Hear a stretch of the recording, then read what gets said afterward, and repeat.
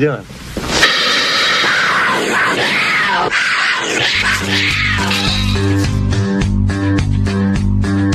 Fighting in a basement, I know, he's delirious.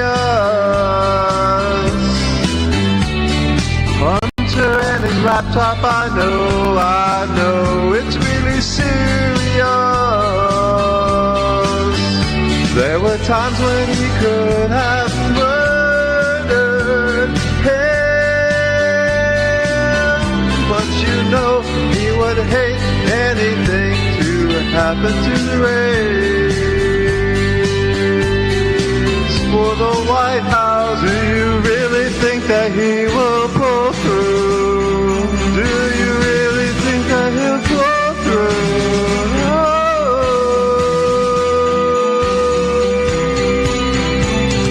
Ashley and her journal, I know, it's the barrier.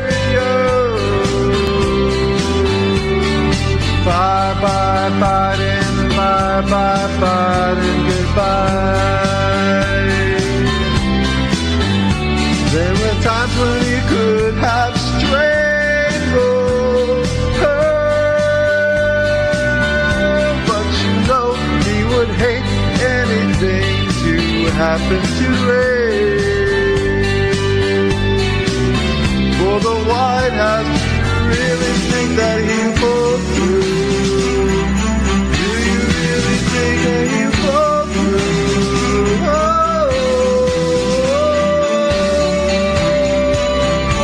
Let him whisper his last goodbyes in your ears. He's hilarious. Oh, yes, indeed, everybody. Okay, it is time to start the show. Where is JCD? It will be good for him to arrive right about now. Let's see. Where is he? All right. Maybe we just play a song until that time. What do you say?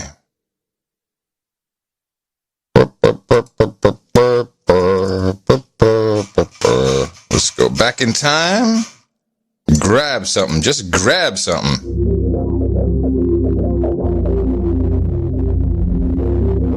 Change is coming, whether you like it or not. Whether you like it or not. Whether you like it or not. Change is coming, whether you like it or not. With today's emissions levels, that remaining CO2 budget will be entirely gone within less than 8.5 years. 8.5 years. 8.5 years.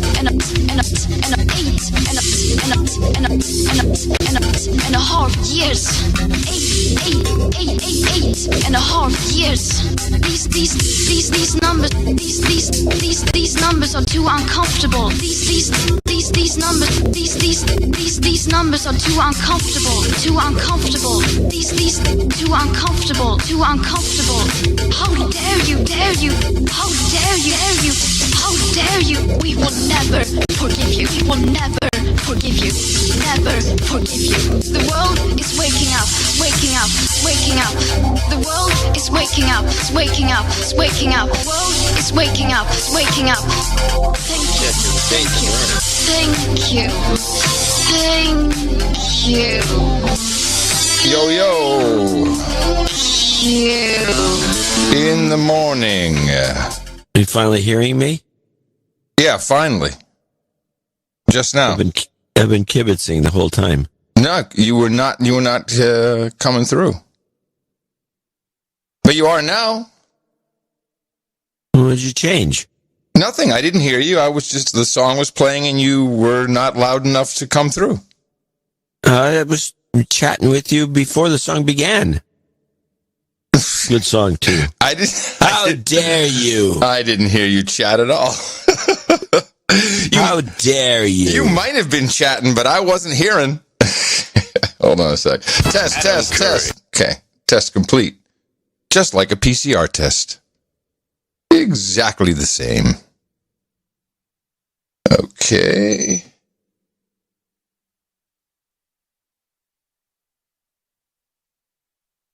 And let us do this. Fat lady! Fat bitch! Valkyrie! It's the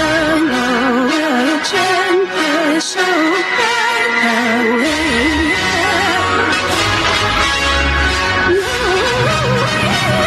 All right, everybody, here we go once again.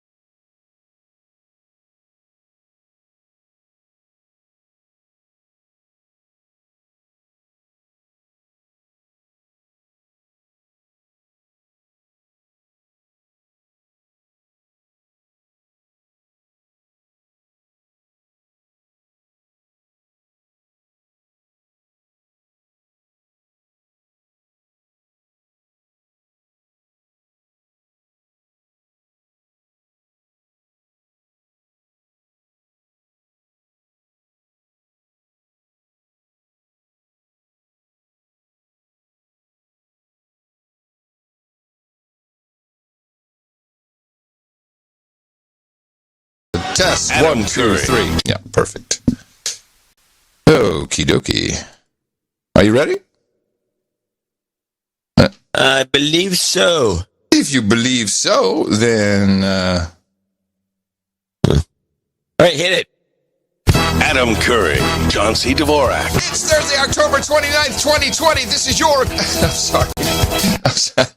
I tried to make it when you said ready. I wasn't quite ready. Hold on. Oh, well, then you... Okay. Now we know. Well, I shouldn't have hit it.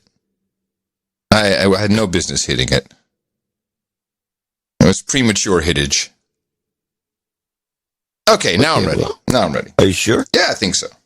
What's the difference? I'm just curious. Would you have a finger that you have positioned? And it has to be positioned because when I say, I'm not going to say the word, then boom, you hit the button. You're not telling me. Okay, well, I don't care. Ready? So, what happened is, and I'll just take my time explaining it for you. I have to be able to adjust the volume of the opening jingle for when you come in. And that has to, because of the way it's set up, that has to happen with the mouse and the roller track thing on top of the mouse, but then it has to be situated over the player, because if it isn't over the player, then I actually wind up scrolling my web page, and that's what happened. And so I was trying to look at my script, right. Okay, and then the script was rolling up and down, but I couldn't actually do the clip, and that's the reason why I'd like to do it over. There's probably a more concise way of putting it, but I'll take that as the reason. Ready? Yeah. Hit it. Adam Curry, John C. Dvorak. It's Thursday, October 29th, 2020. This is your award-winning Gitmo Nation Media Assassination episode 1290. This is No Agenda. Practicing our BGYs and 3Fs and broadcasting live from Opportunity Zone 33 here in the frontier of Austin, Texas, capital of the Drone Star State. In the morning, everybody. I'm Adam Curry. And from northern Silicon Valley, where we know we're all doomed, I'm John C. Dvorak.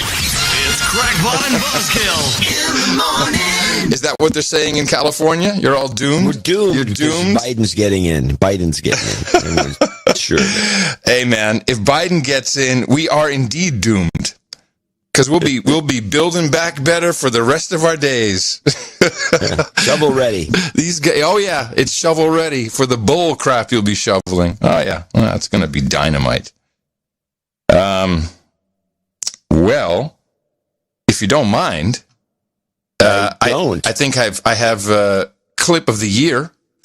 Oh, well, now you blew it. I know I blew it by saying that. Well, and we'll get into this, but all over Europe, shutdowns are occurring. France, Germany, the Netherlands. Christina just texted me. She said everyone's freaking out. They got sniffles, or not even that, and they're running off to get tested. And, get catching the cold. Yeah. We have to realize, we got to remember, let's do it a little before you play the clip of the year. Oh, hold on. We got to remember that the COVID virus is the cold virus. Yes, it is. Hold on a second, John. Hold on. Something's wrong here. Say something. Uh-oh. Something? Holy shit! I'm glad that I checked that. What the hell? What was it? Well, it's recording, but it's not recording you. Hold on. Why is that? Wow. Yeah. Hello, everybody. Oh, okay. Say something. I can say whatever I want. Could you say something? Whatever I want. Yeah, just something. Holy 1, crap! 2, 3. I'm glad we caught that, or I caught that. Good. Let's do it all over again. Because, you have to start from scratch? Yeah, we have to. You are not being recorded. I'm sorry. That's totally. How does that work? I selected the wrong interface instead of 1 dash. Okay, I don't want to hear it. I'm sorry to ask. Yeah, you should be. All right, we'll do it. It'll be perfect. We'll do it again. Do it live. Hit it.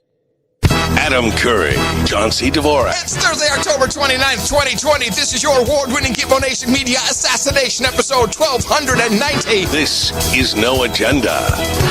practicing our BGYs and 3Fs and broadcasting live from Opportunity Zone 33 here in the frontier of Austin, Texas, capital of the Drone Star State. In the morning, everybody, I'm Adam Curry. And from northern Silicon Valley, where we all know that we're all doomed, I'm John C. Dvorak. It's Crackpot and Buzzkill in the morning. So you're now part of the EU in California? Are they doomed? Oh, my God. France, Germany, the Netherlands, all shutting down. Christina texted me. She said, "Oh, people are freaking out here. They don't even have symptoms or anything. Little sniffle, sniffle. Yeah, no symptoms. Sniffle's the key. I hope people realize that COVID is a coronavirus. Is the common cold. Yeah, the common cold is a coronavirus. There's never been a vaccine for it. There never will be. And it's possible.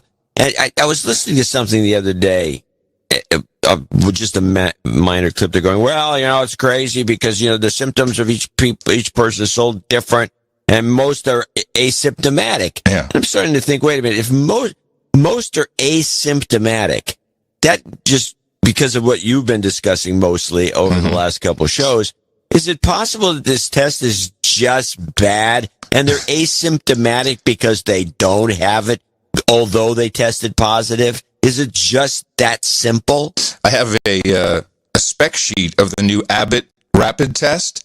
It says right there in the spec sheet, cannot make a distinction between coronavirus SARS-1 or 2.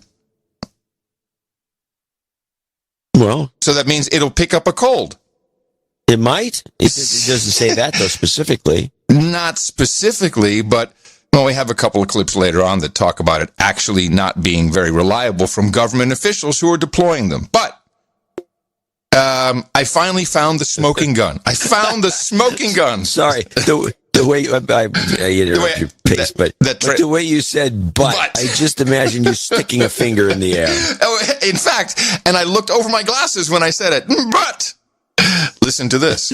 Because yes, every show I think, well, that's it. I can't say any more about the polymer chain reaction, PCR, also mislabeled as the test. But yes, I can.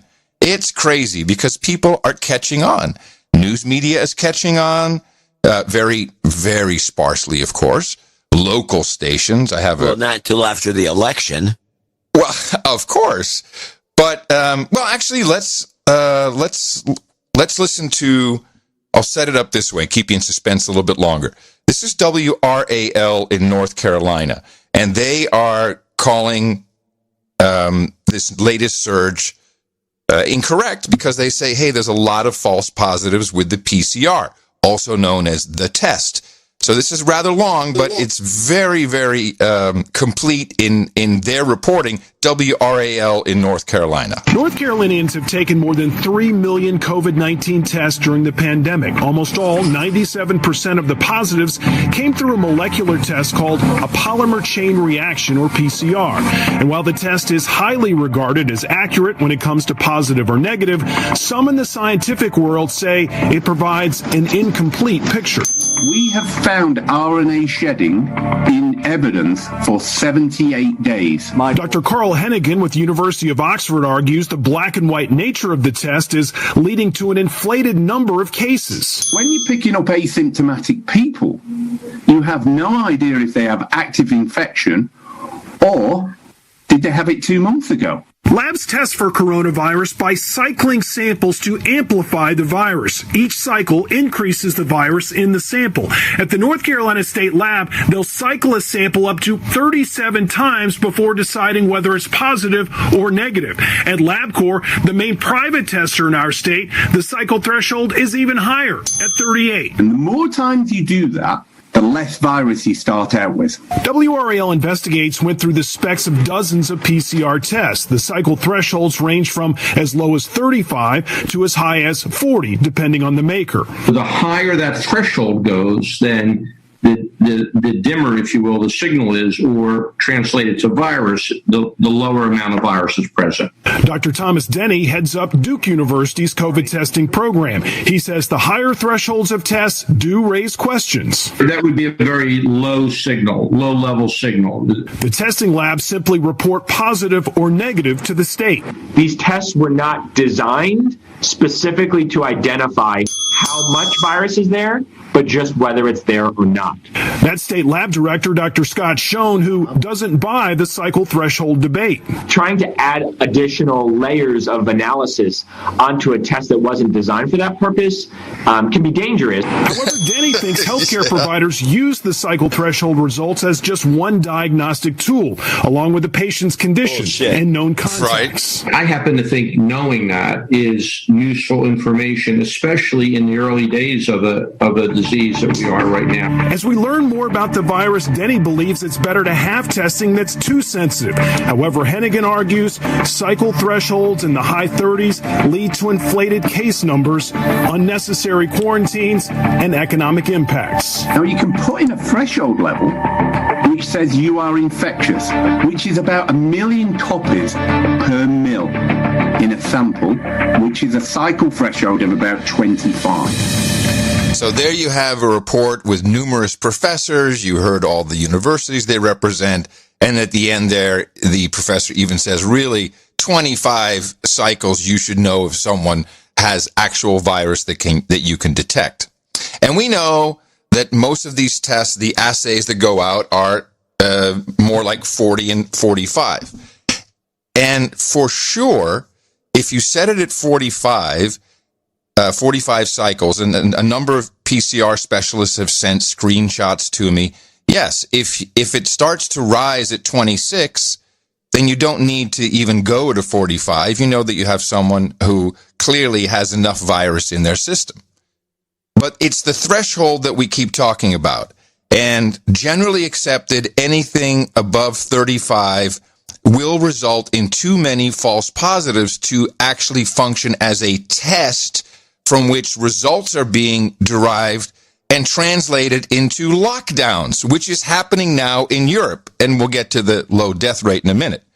So how can I convince everybody? I'm shaking my hand again, John. How can I convince everybody that this is true, that this 35 cycle level should be the limit? If only I had someone that everybody trusted, like Anthony Fauci. And oh, the irony that he appeared in July on This Week in Virology on the network by Mr. Mask himself. Listen to Tony Fauci. This Week in Virology, the podcast about viruses, the kind that make you sick. All right, there have been a number of reports of patients who shed viral RNA for weeks, as determined by PCR. It doesn't seem to be infectious virus. And the real question is, are they a threat for transmission? And I'm wondering if you think we could use a cutoff of viral loads determined by PCR to say this patient is no longer infectious, can go home, can go to a nursing facility. Because right now the physicians are really having a hard time with that. Right. Again, a good question. And what is now sort of evolving into a bit of a standard that if you get a cycle threshold of 35 or more, that the chances of it being replication competent are minuscule. So that if somebody, and we have patients, and it's very frustrating for the patients as well as for the physicians. Somebody comes in and they repeat their PCR and it's like 37 cycle threshold. But you almost never can culture virus from a 37 threshold cycle. So I think if somebody does come in with 37, 38, even 36, you got to say, it's just dead nucleotides, period. Period.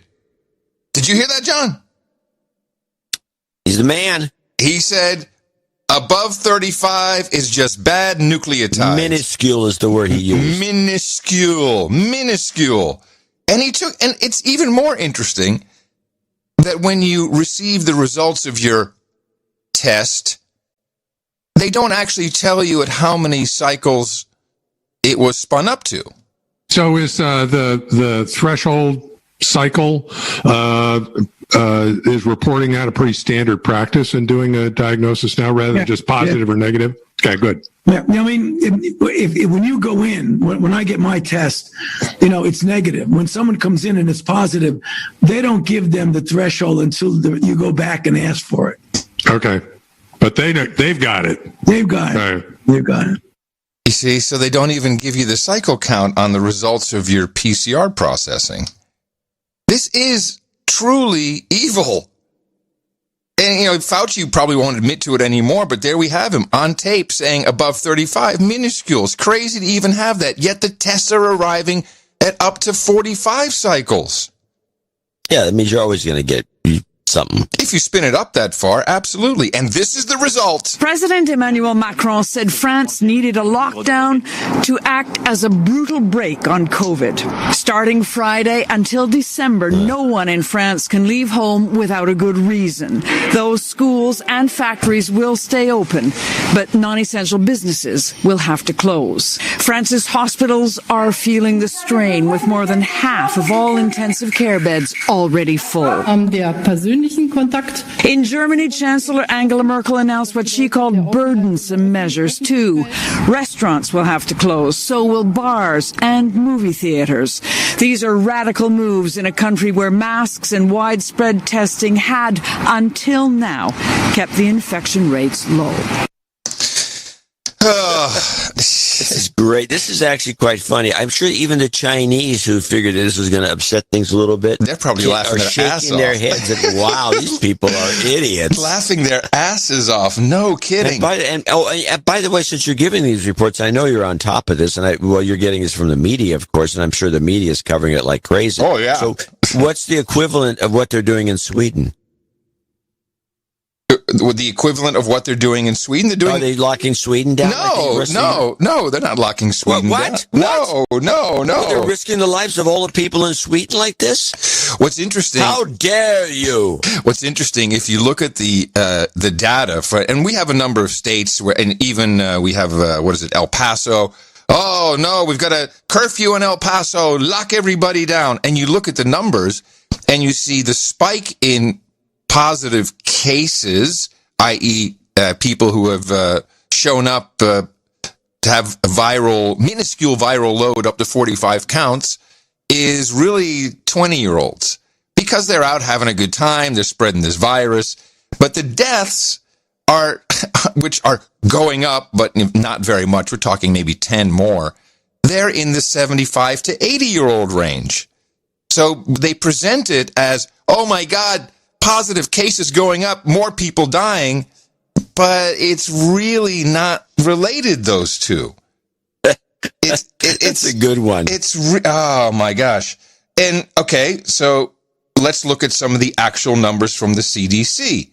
Here's CDC, who revealed their hospital count and how they counted. It's rather disturbing. It's a real report, but you won't hear it replicated in many places. The Centers for Disease Control have updated their death counts for coronavirus and reveal yet again that COVID-19 is rarely the actual cause of death among coronavirus patients. According to the CDC themselves, of the 220,000 deaths attributed to the coronavirus, 87,000 of them died from pneumonia and influenza. Another 17,000 died from chronic respiratory diseases, and 26,000 died from respiratory distress syndrome. 44,000 patients died from hypertensive diseases. 23,000 died from heart disease, and a whopping 28,000 died from cardiac arrest and heart failure. Yet all of these, even patients who died from heart attacks, were marked down as dying from the coronavirus. Doctors who spoke with One American News explained that 131,000 patients who are being considered COVID-19 deaths already had life-ending diseases, including cancer, dementia, and even end-stage renal failure. And according to the CDC, again, if you look at place of death, you'll see that some 10,000 patients who died from COVID were on hospice care, meaning they were terminally ill to begin with and were already expected to die. But CNN will continue to keep those numbers up every single day. Oh, yeah, 230,000 Americans, a quarter of it. That's what's going to be next. Almost 250,000. Mark my words. That's how they're going to present it next. So I don't understand how the World Health Organization can say that 98% of influenza did not show up this year, yet they've marked all these people as dead from influenza. And here comes my favorite. Well, what about the excess death rate? What about the excess death rate? You can't ignore the excess death rate, can you? Well, that depends. You're getting there. You almost hit pretty comic good. book Pretty guy. good. Pretty good. Can you? Yeah. Here's CNBC's Squawk Box. Doctor, we're talking about some of the better results recently, but the CDC also coming out with a study saying that there were 299, about 300,000 excess deaths thus far in 2020. In particular, and this to me was the surprising part about it, it said that it struck 25 to 44-year-olds very hard. Their excessive death rate was up 26.5%. So how do you square both of these numbers we're seeing? Yeah, we have to break down those CDC numbers a little bit. So 2/3 of those excess deaths were from COVID-19. The other 1/3 were from other causes. And I would suspect that a good portion of the deaths in that younger cohort were deaths due to despair, due to other reasons. We've seen a spike in overdoses, and I would suspect that a good portion of those excess deaths in that younger cohort were from drug overdoses and other deaths that were triggered by some of the implications of what we've gone through to try to deal with COVID-19. So only 2/3 of those excess deaths were actually directly related to viral infection. The other third were related to other factors, probably indirectly related to the pandemic. Yeah, overdoses, suicides. So the real impact actually of people having COVID is much smaller than is being presented. Doesn't matter. You'll never read that. Hello, future children. 50 years ahead of me when you hear this on some scrungy old iPod that you dug up out of your grandpa's attic. We knew it was fake. We knew it. No one listened. That's my message to the future. I'll make sure all the kids know.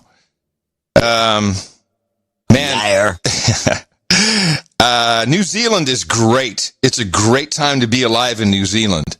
Of course, we know the premier the prime minister was re-elected, and she's ready to build back better. And part of that comes with tracking you like a dog, putting a tag on you like a whale, like a big humpback whale traveling across New Zealand, tracking you. Grab a card, slip it on. The new tool to track and trace COVID-19 could be that simple. There's been lots of debate about whether a lot of people will do that. Bluetooth contact tracing cards are being trialled in the Nongo Taha community. Got the COVID Tracer app, but we know that we can use different technologies in different ways. Sorry? Nothing. I was just mumbling. I was just mumbling what the guy said. Oh, I'm sorry. Ways to potentially look after different parts of the community. It's hoped 1,500 people will participate. They'll wear the card for a week and provide feedback. I think that we have an opportunity to assist in providing a process that's going to have benefits for the whole of the country. It works by exchanging a signal with anyone also wearing a card within a few metres, described as a digital handshake, building a record of close contacts. The technology doesn't track your location. The information is stored on the card. If you live or work in Nongo Taha and are over 19 years of age, you can take part in the trial.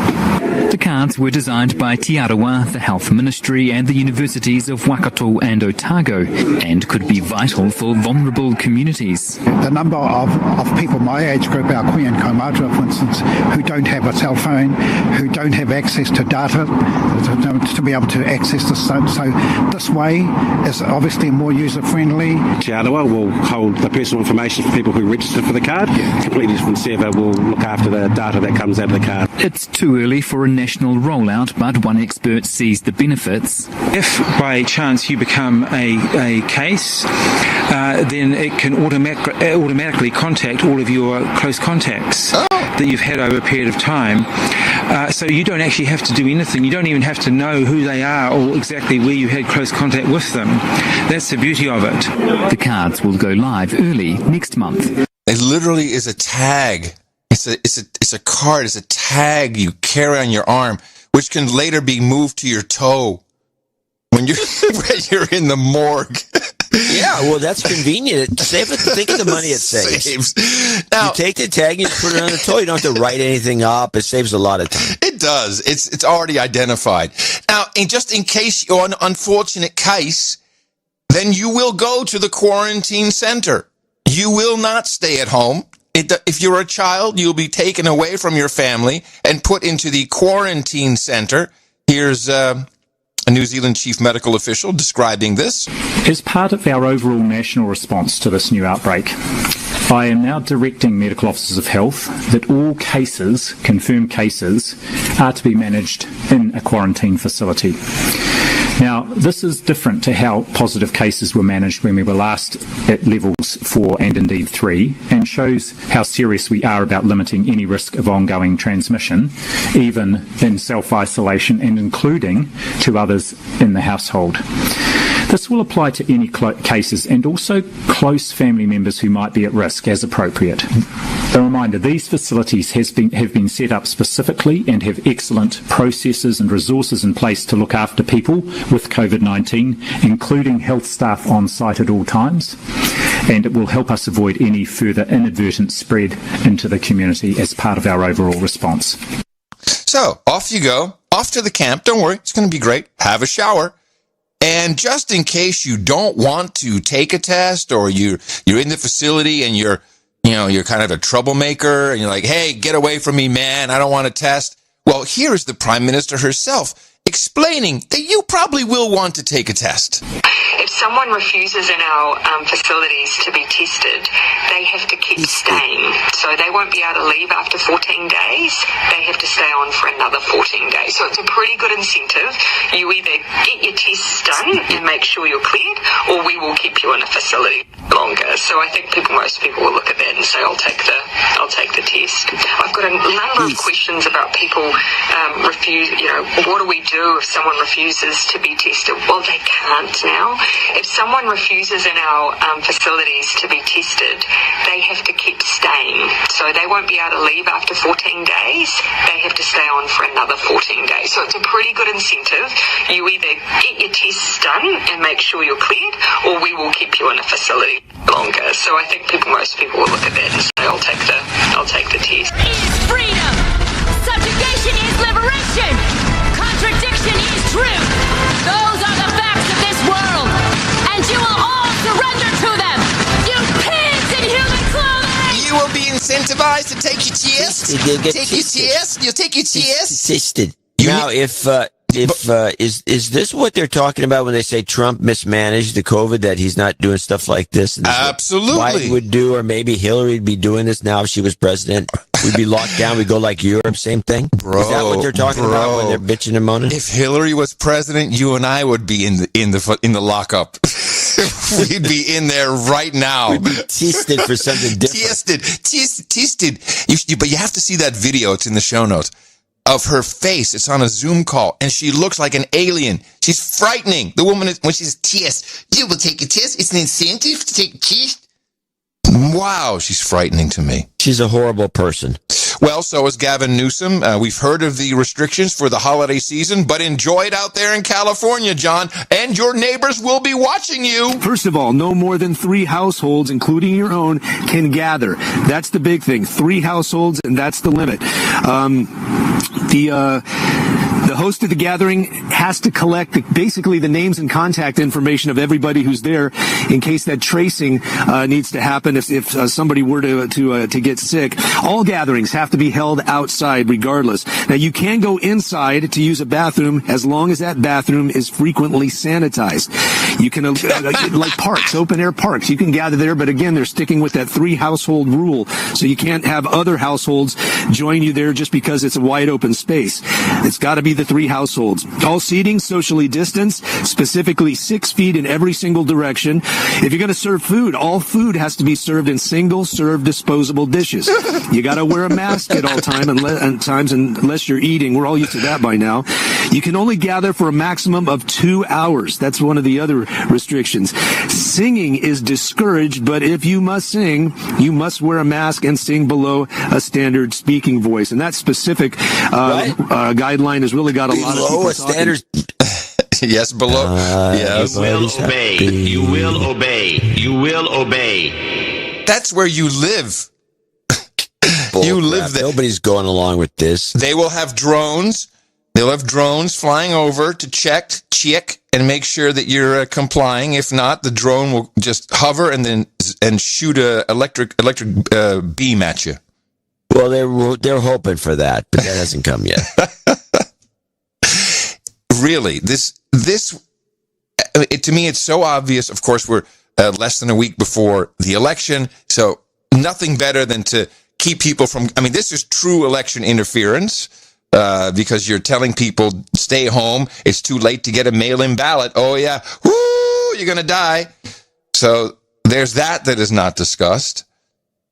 Well, that's an interesting angle because it's well known that most of the mail-in balloting has been done by Democrats, and the Republicans all expect to go to the polls. Yeah. So keep them home. You got it made. This is a great cutoff point. And all voting must stop today. This is the setup to build back. This is the setup to build back better. Joe Biden is now sending out Build Back Better pamphlets, which is not saying how he's going to do anything, but it's all. It's all. They say, according to you, listen to mainstream, they say, "Oh, he's got plans." He's got plans. Yeah, he's got plans. I don't want to go off track here, but I do have 2 Joe Biden gaffes that we can play. So we know what we're dealing with. Let's spark it up a little bit. Sure. Let's do it. Well, let's go with the Biden. Now, this one I don't have the date on. This may be one we missed, but this is the Biden-Kamala running mate gaffe. My name is Joe Biden. I'm Jill Biden's husband, and I am Kamala's running mate. You all think I'm kidding, don't you? Yeah, I'm so happy. This was in Michigan.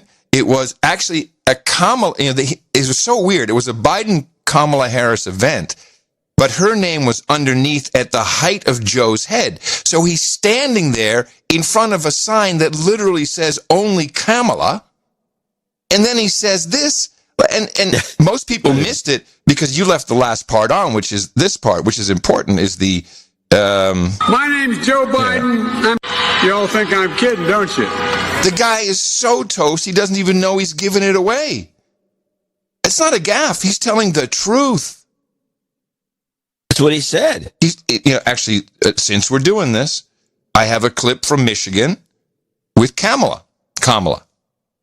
So you heard Joe. Whatever. You heard Joe.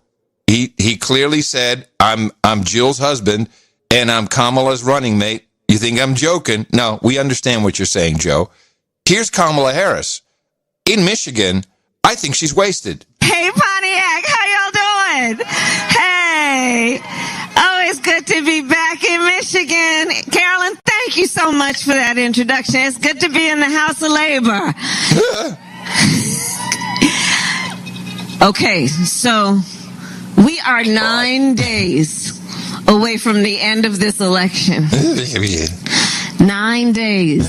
And every single one of these days leading up to November 3rd, Tuesday, November 3rd, is going to determine the outcome of this election. And you in Michigan are going to determine who will be the next president of the United States and vice president of the United States. Oh, she just added that for a moment.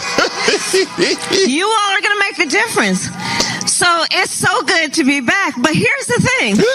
So in 2016, okay, now I know we all still got PTSD about what that was all about, right? Drunk or not drunk. Call it, John. Drunk or not drunk. No, she's drunk. Seriously, I mean, we're usually joking about this, but she sounds drunk there.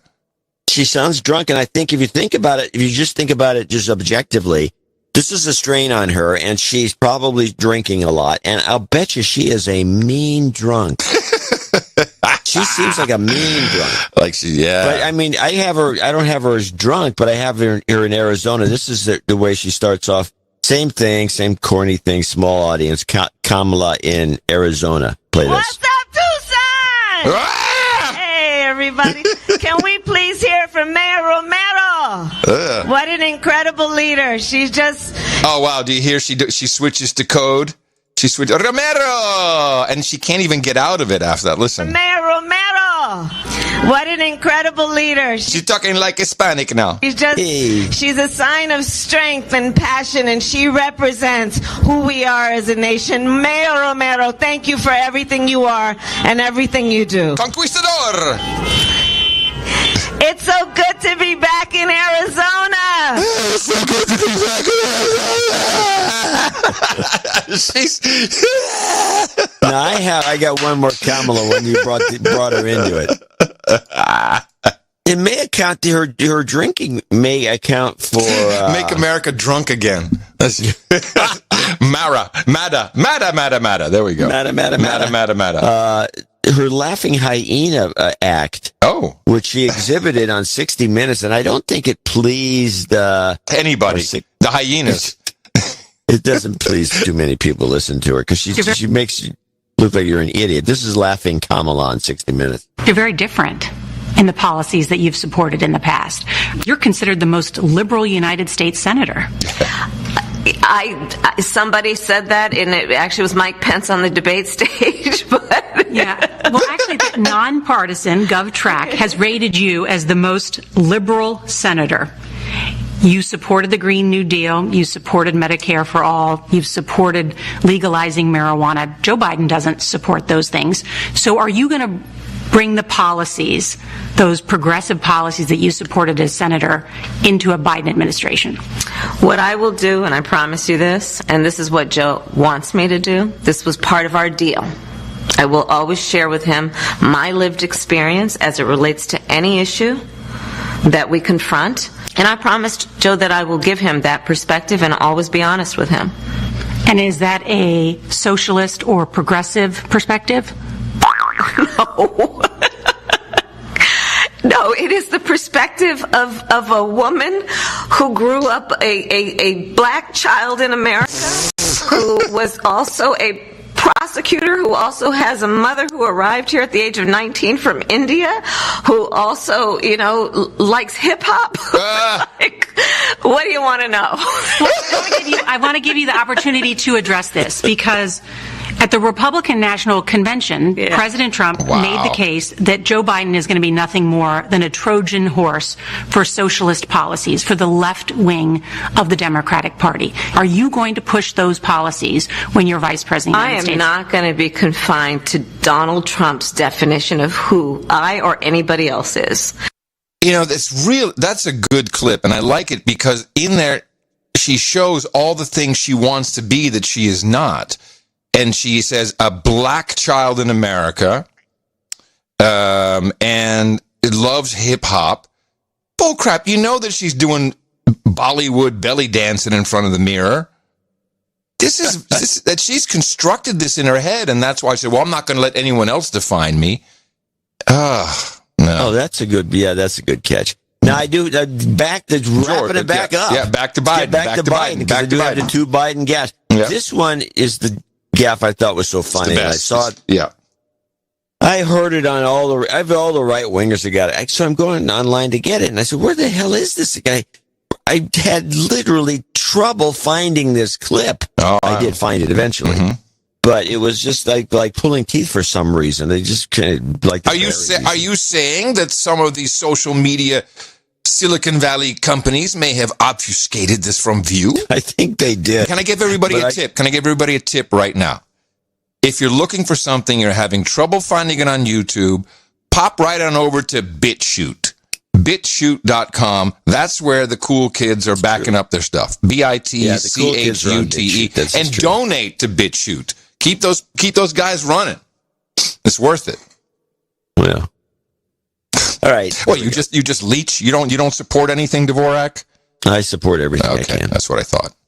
All right. Biden, best gaffe ever. There's going to be 8 days left. They wanted me to ask you, and I want to know, if someone is undecided or maybe thinking about not voting, why should they vote, and why should they vote for you? Well, first of all, the reason they should vote is that there's a lot on the ballot this year. I mean, this is the most consequential, not because I'm running, but because who I'm running against. This is the most consequential election in a long time.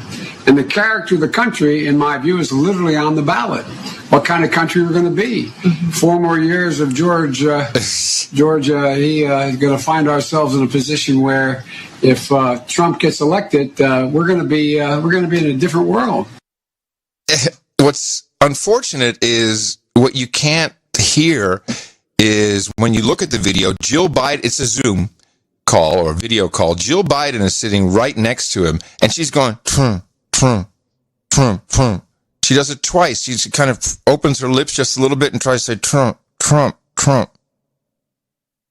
Did you see that on the video? Yeah, this was one of the most pathetic clips. I do not understand how anybody can vote for this guy. I mean, he's, like I said, he's decrepit. And he is decrepit. It's the best word I could come up with.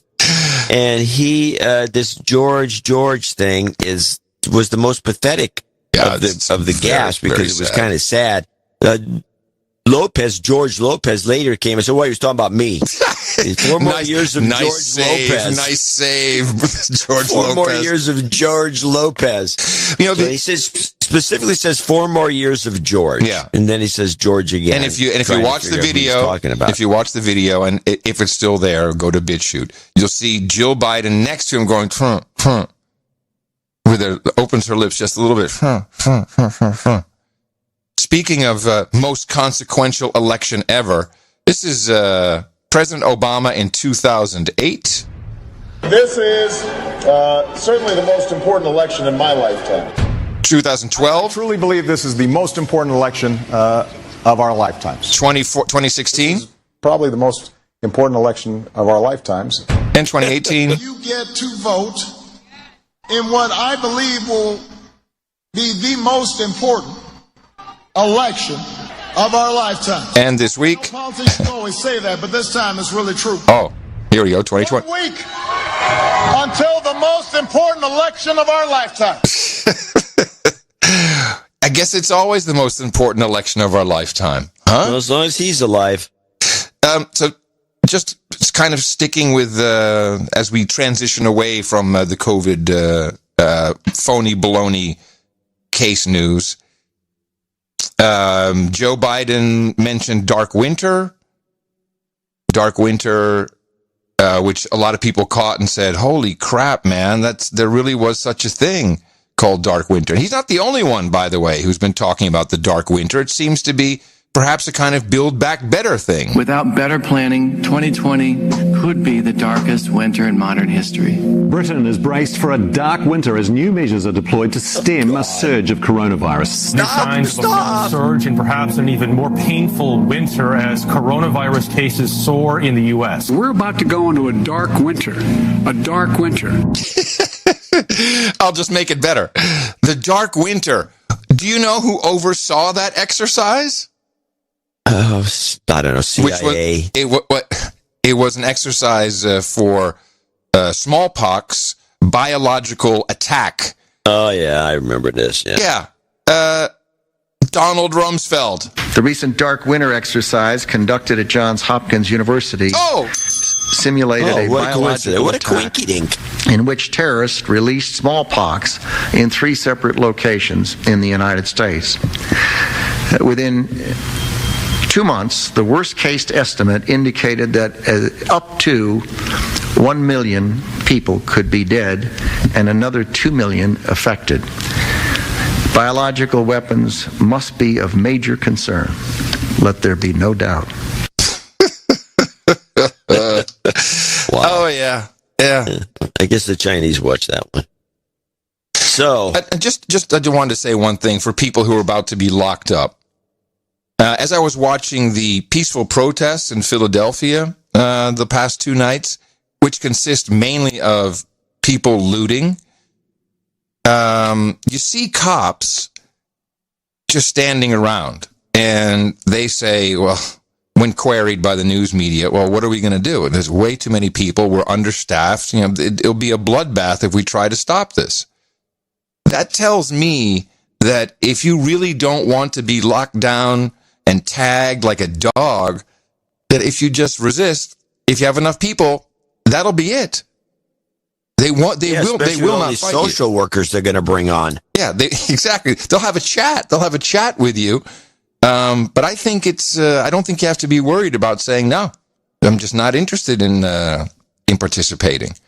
It's not, there's no talk of it yet here in Austin, but if talk of Texas really comes, Austin will be one of the first ones to do it again. I'm not going to take it personally. Not going to happen. What's not? The thing is, at this point, we're looking at the same up and down epidemic rate as SARS-CoV-1, the SARS virus, the one that came and went, and this has come and gone, and everything now is just it's just buffaloing the public until the election day to get Biden in. At least in the United States. Interfere just with elections. Yeah, no, in the rest of the world, it's Build Back Better time. It's the rest of the world, something else going on as part of the same overall scheme, because it's important for the overall scheme that the biggest economy in the world be run by a globalist, which would be Biden, Harris. It doesn't matter. Any Democrat will do, because they're all pretty much going to do the same thing. Right. And so you just got to get Trump out. But the reason, because I've always said, well, the whole, some people that are completely into the massive conspiracy that the whole world is against Trump. Well, they may not like Trump. They don't want him in this office, but they're doing their lockdowns for a specific other reason. It's just a little control practice. Yes. Except in Sweden, which is the outlier, and nobody wants to talk about it. Well, Sweden is also not a member of the European Union, so this is why it's not an issue for them. They have their own plans. But this is the World Economic Forum. I thought Sweden was a member of the European Union. It's Norway that's not. Oh, am I wrong about that? Yes. Let me see. I could be wrong. No, you could be wrong.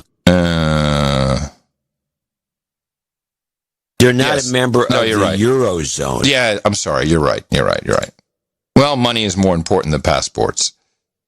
But this is being orchestrated by the douchebags from Davos, the World Economic Forum. And they released a video. And they have the Great Reset. They got podcasts. Yeah, isn't that what we've been calling the douchebags from Davos? Yes, the douchebags from Davos, yes. The party of Davos, the douchebags from Davos. And this is the people who are doing the Great Reset. And it's captains of industry. It's the Prince Charles of the world. It's the Bill Gates. It's the same people. The douchebags. The douchebags. Now, they put out a video which is just titles over, typical stock music. But I would like to read along while the music plays, and I can read this to you for people who have not heard. And it's titled 8 Predictions for the World in 2030. And 2030, as you know, we called a very long time ago as a critical year. That will be a tipping point because... Yes, and you've harped on it, I might add. Yeah, I think to make sure that we get this. I think I still have 2030club.org or something like that. You have a lot of, yes. All right, so I'm going to read this as it plays along. Forever to get there, too. It's taking, I don't think the show will make it, but you never know. 8 predictions for the world in 2030. Here we go. I'm reading along with this groovy little thing. Let's see. You'll own nothing, and you'll be happy. What? Whatever you want, you'll rent, and it'll be delivered by drone. I'm seeing an Amazon drone. The U.S. won't be the world's leading superpower. Right, well, stop. Stopping. Are you sure you're not reading from the Babylon Bee? It's interesting you say that. When I showed it to Tina, she said, "Is that the Babylon Bee?" I said, "No, it's the World Economic Forum. It's on their website, wef.ch. So, and when you see this kid, it's like a young guy, I'd say probably in his early 20s. He's smiling, and it says, you'll own nothing, and you'll be happy. I'll try and narrate what you're seeing at the same time, okay? So then we see a drone. Whatever you want, you'll rent, and it'll be delivered by drone. Next shot here is City Street. The U.S. won't be the world's leading superpower. It's a picture of Manhattan. A handful of countries will dominate. And I'm stopping this video right here. And they show some flags flying, and they show in the foreground the Chinese flag, then the American flag, then I think the Portuguese flag, but the Chinese flag is in the middle of all these other flags. Next shot here. You won't die waiting for an organ donor. We won't transplant organs. We'll print new ones instead. And you see a phony baloney 3D printer printing up a heart. Okay, that's really good. You'll eat much less meat. An occasional treat, not a staple, for the good of the environment and our health. 1 billion people will be displaced by climate change. We'll have to do a better job at welcoming and integrating refugees. Polluters will have to pay to emit carbon dioxide. And by the way, that's every single human being on the planet. If you exhale, you are therefore, by definition, a polluter, and you will have to pay. I think there will be a tax on speech, a carbon tax, or just speech that is considered. The more you talk, the podcasters will be. We're going to be bankrupt. Bankrupt. We're going exactly. Okay, there will be a global price on carbon, and this will help make fossil fuels history. You could be preparing to go to Mars. Scientists will have worked out how to keep you healthy in space. The start of a journey to find alien life? Western values will have been tested to the breaking point, and you see a McDonald's logo. Checks and balances that underpin our democracies. Wait, hold on a second. Give me that. What was the one with the McDonald's logo? What was the comment? Yeah. So you see like a busy street. It's 47th Street in New York. 6th Avenue, I see a sign that says Diamond City, very busy on the street, and there's a big McDonald's sign in the right-hand corner. And what was the comment? The comment is, Western values will have been tested to the breaking point. What are they implying? I don't know. But it's clearly America bad. Because it's 6th Avenue, Diamond City, maybe it's... our need for junk food and shiny things that we think are worth a lot. Oh, yeah, because the Chinese don't like shiny things. No, not at all. Gold. All right, and we move on to the next one. Yes, checks and balances that underpin our democracies must not be forgotten. I got to think about that one for a second. Checks and balances that underpin our democracies must not be forgotten. Let's see what the next slide is. Or they be, I don't know. Oh, here it comes. Forgotten. No, it just says like, comment, share. That's it. So that's your future. That's the future. You got to send me that link. I'm actually. It's not outrageous like that memo, the liberal memo, which I have a couple of clips about, that's supposedly floating around Canada. What, you mean the one that I read on the show that you said was QAnon? No, I said was bullshit. I think you also mentioned QAnon. Well, okay. It's very QAnon-ish. Yeah, of course it's QAnon-ish.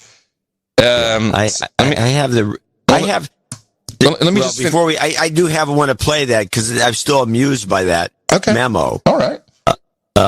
But this is ridiculous. I mean, does the public at large ever look at something like this and say, hey, wait, these people are not working in our best interests? No. I can't own property anymore? The public at large went, this is bullshit. That's exactly what you said about it. Well, it is bullshit. There's no doubt about it. But the fact that they would even do this and then be respected, I mean, does anyone think Warren Buffett or Bill Gates or Jeff Bezos would not own anything anymore?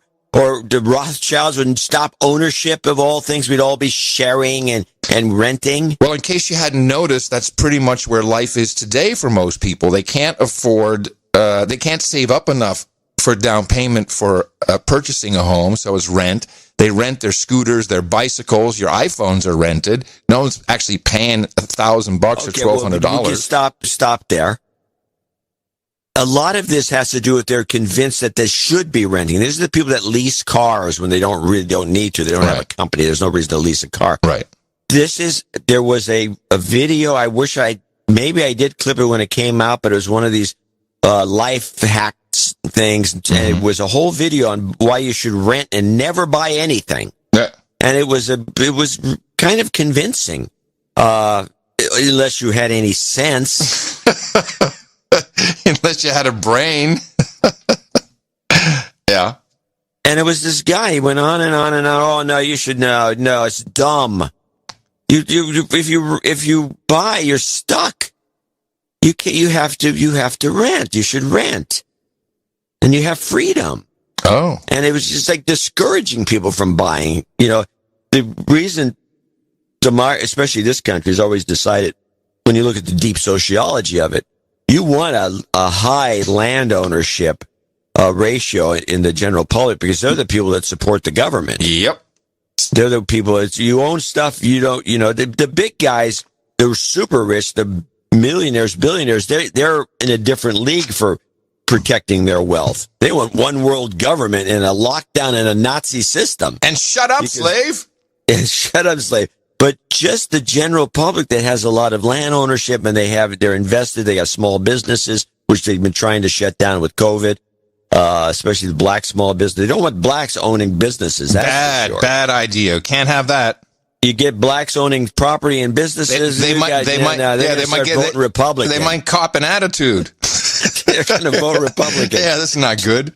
No, you can't have this. So this is nonsense. But the fact that these documents exist and these people really want to force this kind of thing on people, it's humiliating.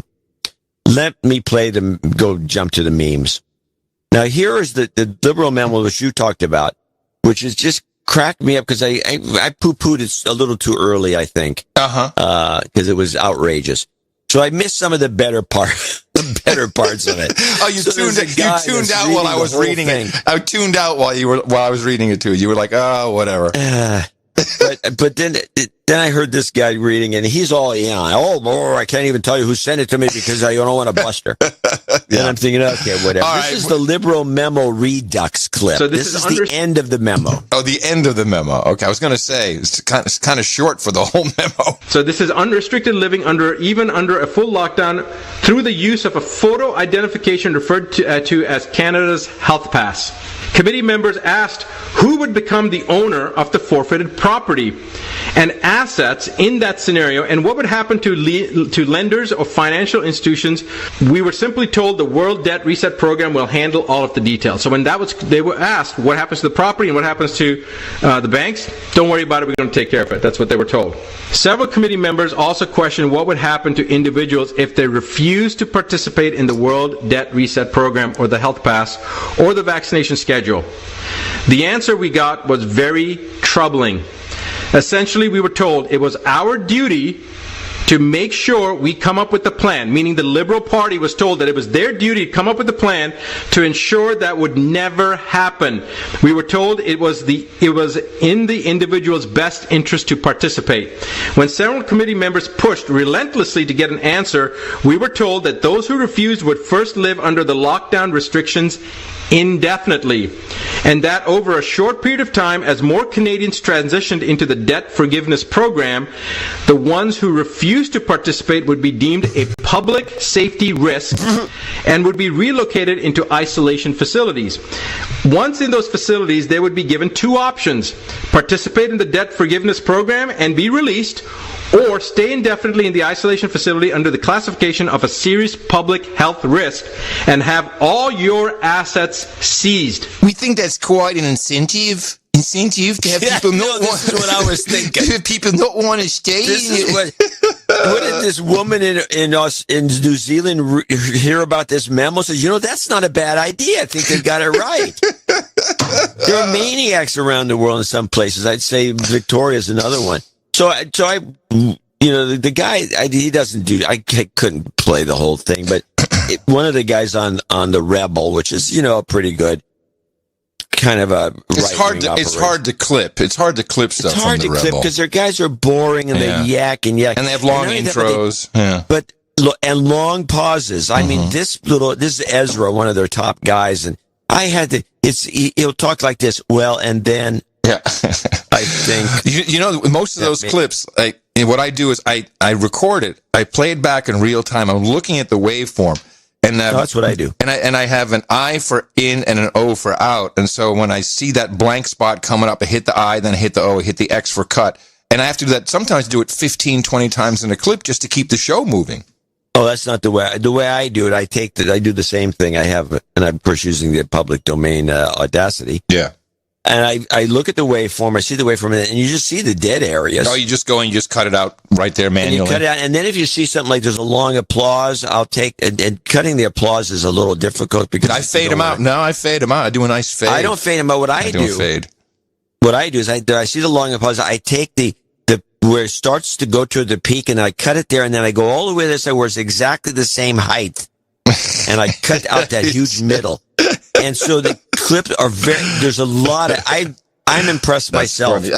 You're probably better at doing this than I am, but I sometimes impress myself. I've been doing this for 40 years and started with a razor blade and tape.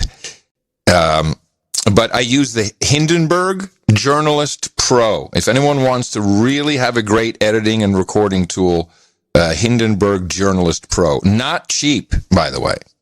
Not a cheap program, but you get something good. You get something good for it. Well, I believe in public. I believe in the freeware open source. Yeah. Okay. All right. Here's Ezra cut down as best I could. 46 seconds of him bitching about this whole thing. Every day, I get at least 10 emails about this leaked liberal memo purporting to have the secret plan that Justin Trudeau is going to use to enslave us all.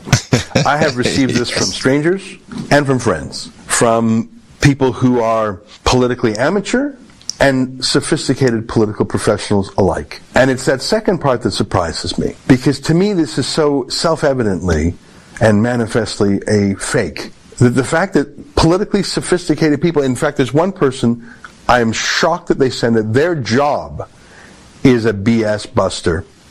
And they charge a lot of money to basically be on guard for BS. I'm not going to say who it was. Let me just say I am stunned. Oh, he's stunned, he says. Stunned? Or is he a disinformant? You never know. And with that, his head was gone.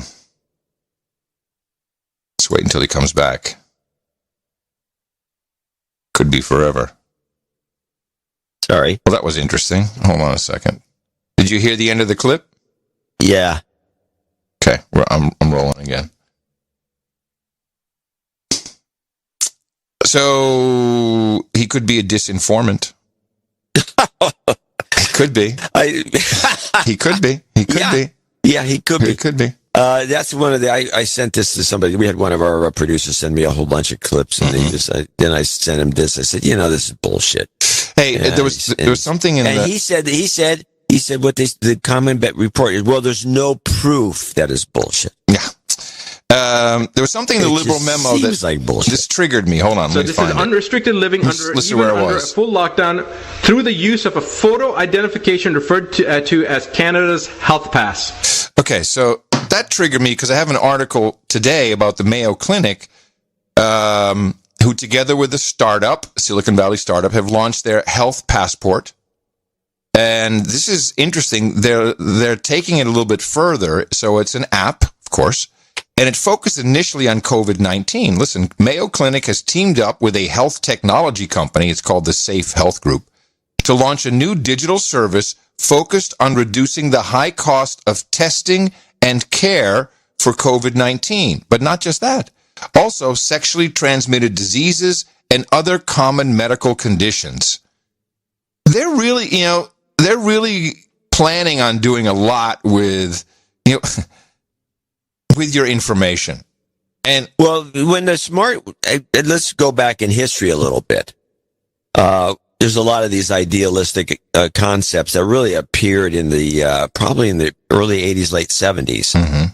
And one of them was when the smart card was invented in France, the little chip card. Yeah. That took forever to take place in the United States, and the reason for that was that the French company and they had them in Europe, everyone's using them, the little chip. They didn't start using them here until the patent ran out 26 years later, because nobody wanted to pay MasterCard and Visa because they're making all this money. They didn't see any reason for it. Let's keep the stripe and we can scrape the card and then we'll get that free. We'll do the chip by ourselves after it's public domain. Right. That's the reason for that, by the way. Of course.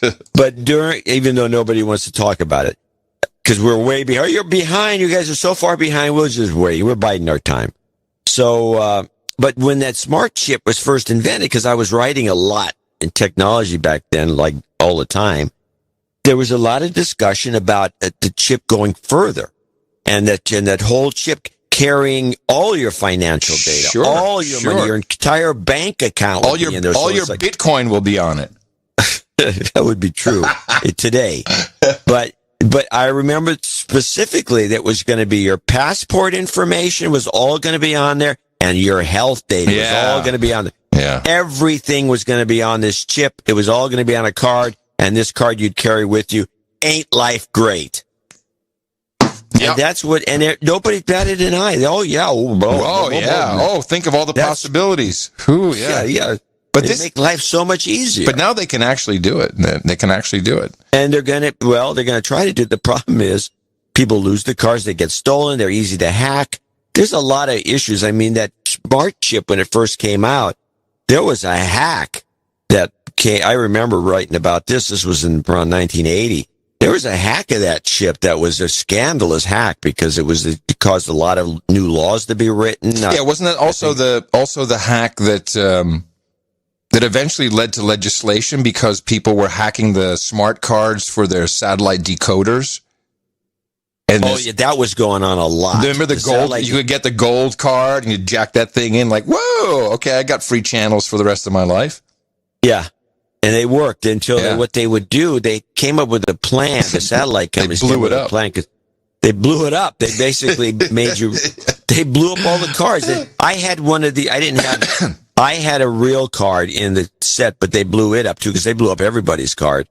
And when I say blew it up, they just basically torched the card inside. They literally shot some kind of electrical pulse. And you pull the card out, and it's warped, and it's just a burnt smell. It's true. I remember this. It would burn it. And you had to get new cards. You got to get your new card. They actually would send you a card in the mail first and said, no, leave your old card in, because they didn't want you putting the new card in, and then they blew up the cards. And then I don't know what they do about hacking now. Always looking for the humor in the world. Wales, as you know, is going into a severe lockdown. They're a Build Back Better participant, and they are locked down, I believe, until December. Yeah, all of November. Shut up. But just before this happened, a couple days ago, you know that we talked about only the big box stores being open. Tesco is one of them in the UK and also in Wales. It's kind of like a Target, I guess. And they, not allowed to sell non-essential stuff. So you can't go in and get anything other than, food and paper products pretty much. And there's this one guy, he went to Why? Because it's non-essential. It's non-essential. Like you're in the damn store. So this dad agrees with you. He's billed as a dad in this. He looks about 35, 38. And he's just wearing his underpants. And he goes in, and people are like, excuse me, sir, you can't come. He said, well, I thought pants were non-essential. You got to appreciate the guy for doing that. I love this guy. Yeah, he got in some of the papers. So anyway, pants are non-essential. Meanwhile, things are taking place. Crazy. I mean, we're seeing the dictionary being changed right before our very eyes. Yeah, by SJW, not following the normal rules of developing a dictionary. Well, are you ready for it? This is really, really sad. I'm sure it's going to get me irked. Yeah. You've probably corrected people when they say, irregardless. It's funny you say that because I almost had the Megyn Kelly clip that we have in the archives. Megyn Kelly, you can look it up, Megyn Kelly clip, and it's her saying irregardless. Really? Yeah, see if you can find it. I think yes. Here it is. Hold on. Who was doing this to him in the interview. And if you watch the whole thing, she didn't give him a lot of opportunity to respond. And he just lost his patience because he was irritated by the interviewer, irrespective of gender. So she corrects herself, but it turns out she didn't have to.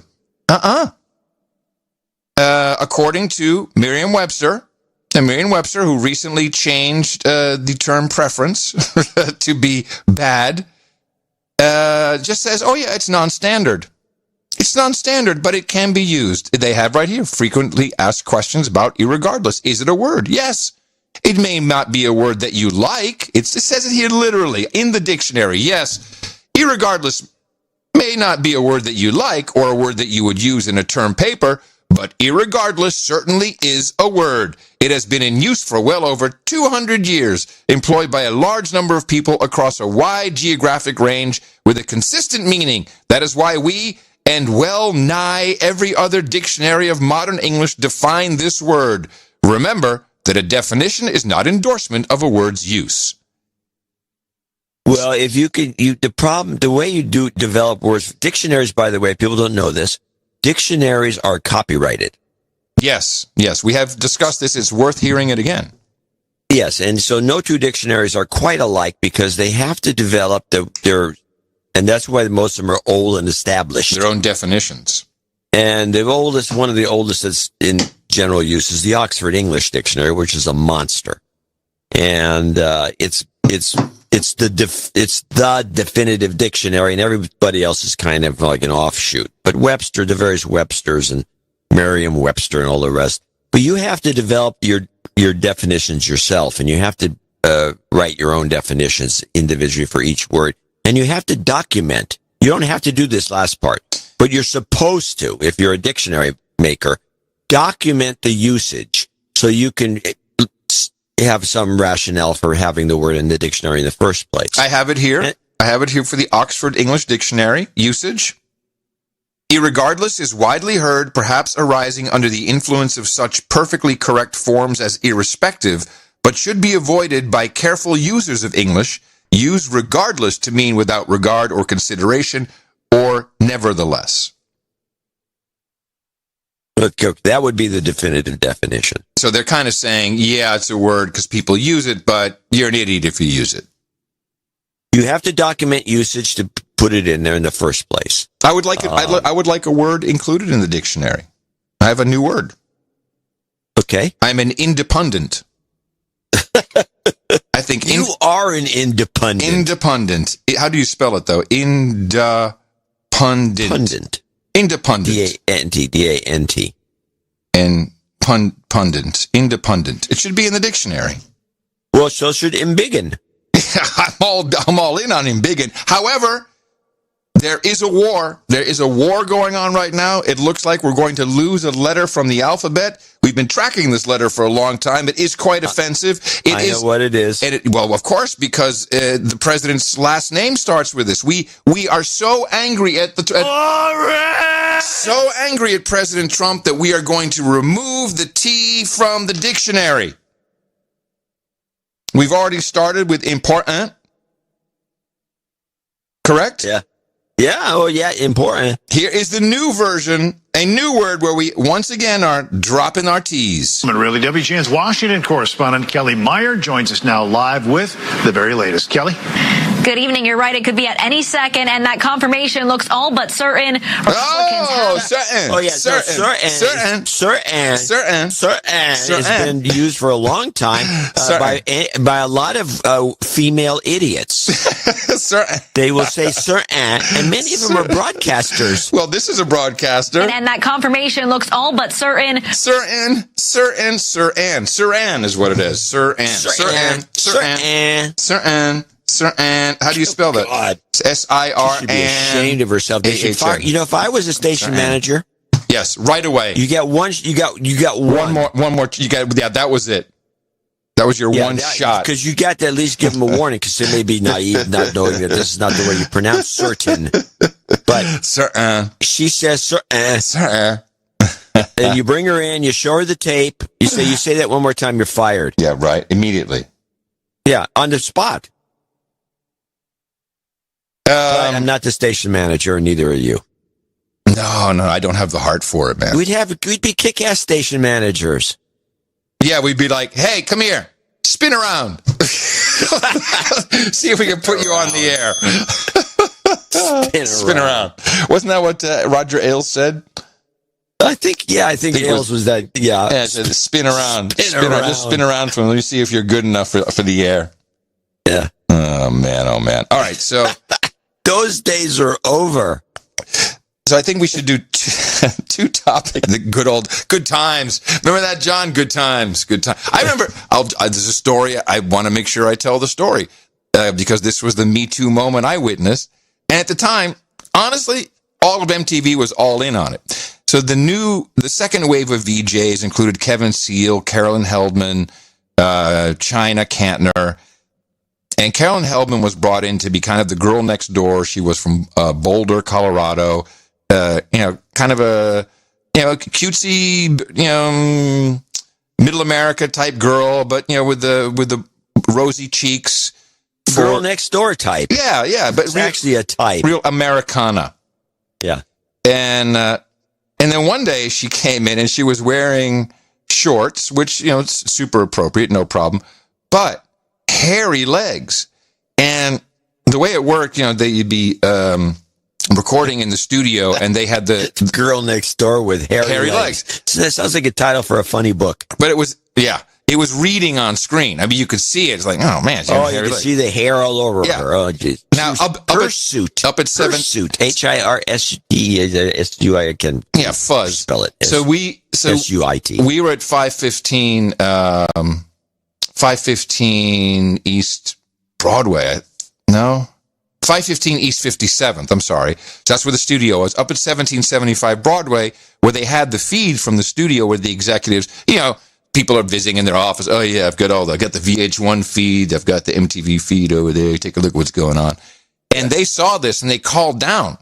And it was then my friend Steve Lee's job to go and talk to her and say, hey, man, you really got to shave your legs. In fact, you got to put something on because we just can't have you on camera like that.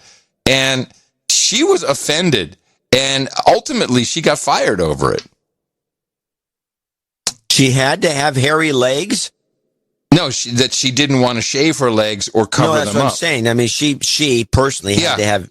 Yeah. Well, I guess I'm putting it in kind of a different way, but she didn't want to shave her legs. Yeah, well, just like I didn't want to cut my hair. I got fired over that too, so... Well, maybe if she had stood up for herself like you did, we have a whole different trend. Yeah. And right now it would be cool to have just big hairy legs. So the women that had the most hairy legs were the hottest. I got hairy legs. Wow. Yeah. Okay. Thank you. Good timing. So two things we need to talk about. Of course, I watched as much as I could stomach of the Section 230 hearing, which really was all about Hunter Biden. In general, it was about Hunter Biden. And you're talking about where they brought they brought in Zuckerberg. Well, they didn't bring him in. It was everybody was on. No, I know they're at home. This was lousy. I only have one clip from it. It's got nothing to do with Section 230. I have a Section 230 clip that's different. Well, you want to play that first? Let's do it. Well, my Section 230 clip has got nothing to do with the hearings. It's got the Trump in Arizona. I got a bunch of Trump clips in Arizona. And Trump is unbelievable. I mean, the fact that they're not covering any of this is just beyond me. But I go to bed every night and think, whatever he's doing, I hope I have that when I'm 73. He does three a day now. Yeah, he's doing 3 a day, jumps on the plane, goes and does another hour and a half, hour 20, depending on where he goes. But this was the end of the day. He's actually in Goodyear, Arizona, where it's really outside of Phoenix. And this is the Phoenix. Well, actually, this was one before that. He did a thing before that. And this is where he comes out when he's doing his shtick. He's still lively. When he gets to Phoenix, he kind of starts to poop out. But for him, which this isn't pooping out for anybody else. Pretty energetic, yeah. So this is Trump, Arizona, Second 230 comments, and I have to give you the visual after he says what he's about to say. You can't find it anywhere. And it's what's going on. Turn up the mic. It's a vote to support our police, support our military, defend our Second Amendment, which is under siege. Stand up to China. China! China! Sure, more products are proudly stamped with that beautiful phrase. You know what the phrase is? Made in the USA. We will deliver record prosperity, epic job growth, and a safe vaccine is coming very quickly. You're going to have it momentarily. That eradicates the virus, and we're rounding the turn regardless. You know that. We've got the vaccine. I say regardless. They'll say, well, maybe you don't. We have it. Great companies.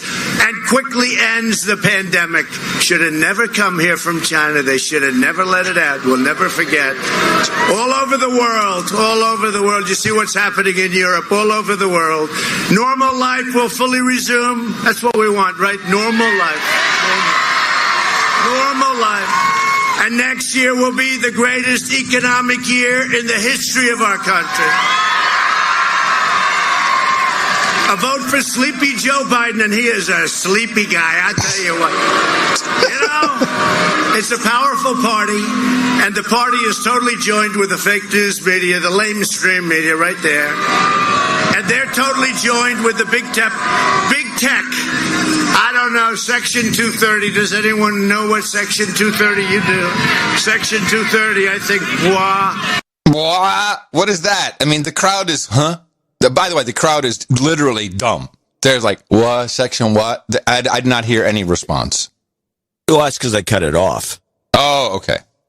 There was another applause. Most of those applauses were very long, and I clipped them. They're seamless.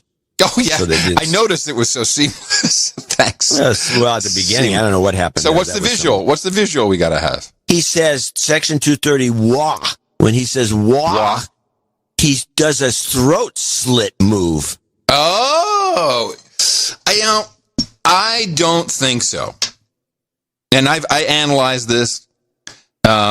First, for everybody, maybe it would be good to have a little reminder about the pertinent section of the pertinent text in Section 230, and what this was back in '96, and it was brilliant. It was very smart that we did this back then in order to build cool things on the internet without being sued necessarily from what we then called user-generated content, USG. USG is the way to go, man. Yeah, we're building a whole network of USG. We're going to slap some ads on that and be billionaires. So we were talking about USG. So that you could host a service, which could be just like our Mastodon server, which, by the way, we do have 6,500 people on that server. And just as a side note, administrative note, we are moving it to a new facility since, it takes a little bit more than you'd think.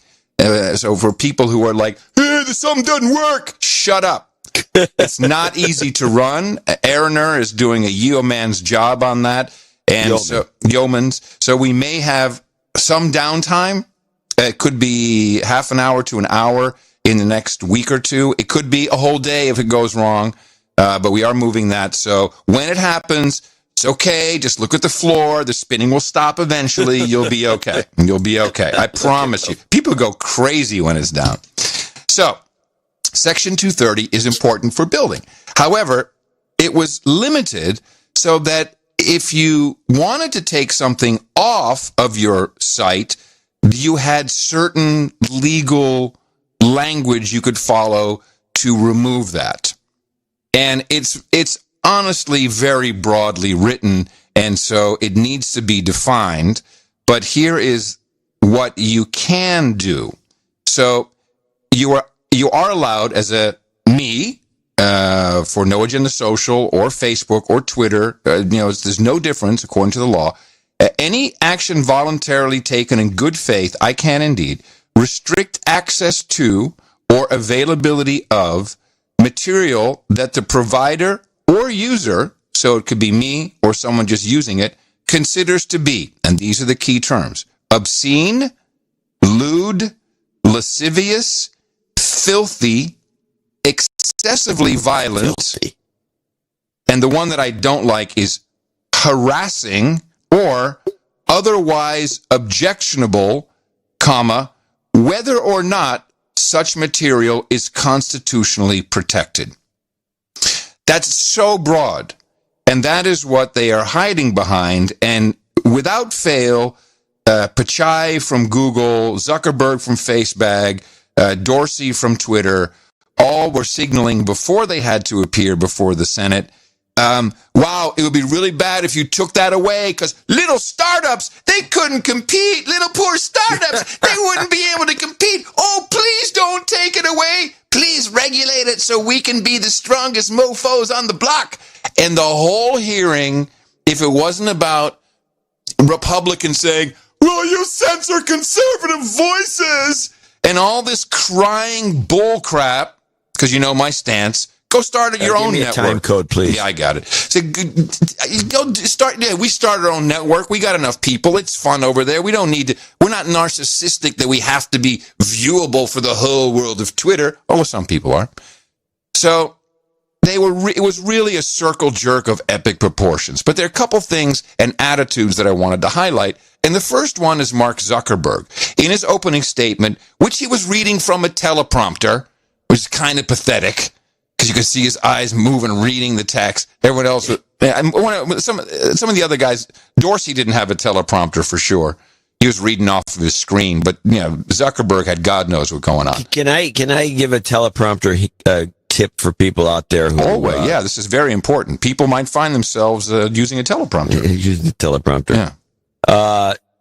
It's going to depend on your eyesight, but if you're farsighted or you have glasses or anything, you want the teleprompter as far away from you as possible. You want a big teleprompter. You don't want these little cheap ones, these little cheapy little phone-sized teleprompters. You want a teleprompter that is big and way back. Yeah. And the camera has to have a zoom lens that goes through the teleprompter and looks at you. Or other people use cue cards, which is the old way. Because when the teleprompter is far enough back, you can't see the eyeballs going back and forth. True. The closer it is, the more your eyeballs go back and forth, and the more it's apparent that you're reading from a prompter. Just so you know. Just a tip. Just a tip. So I would like to review an important piece of American law, which is the First Amendment. And just to reiterate, we've done it for 13 years so far. We're in our 14th year. This is not a right that is given to you by the document. The Bill of Rights is a document that explains the restrictions on the government, what the government is not allowed to do to your already inherent and, as many would believe, God-given rights.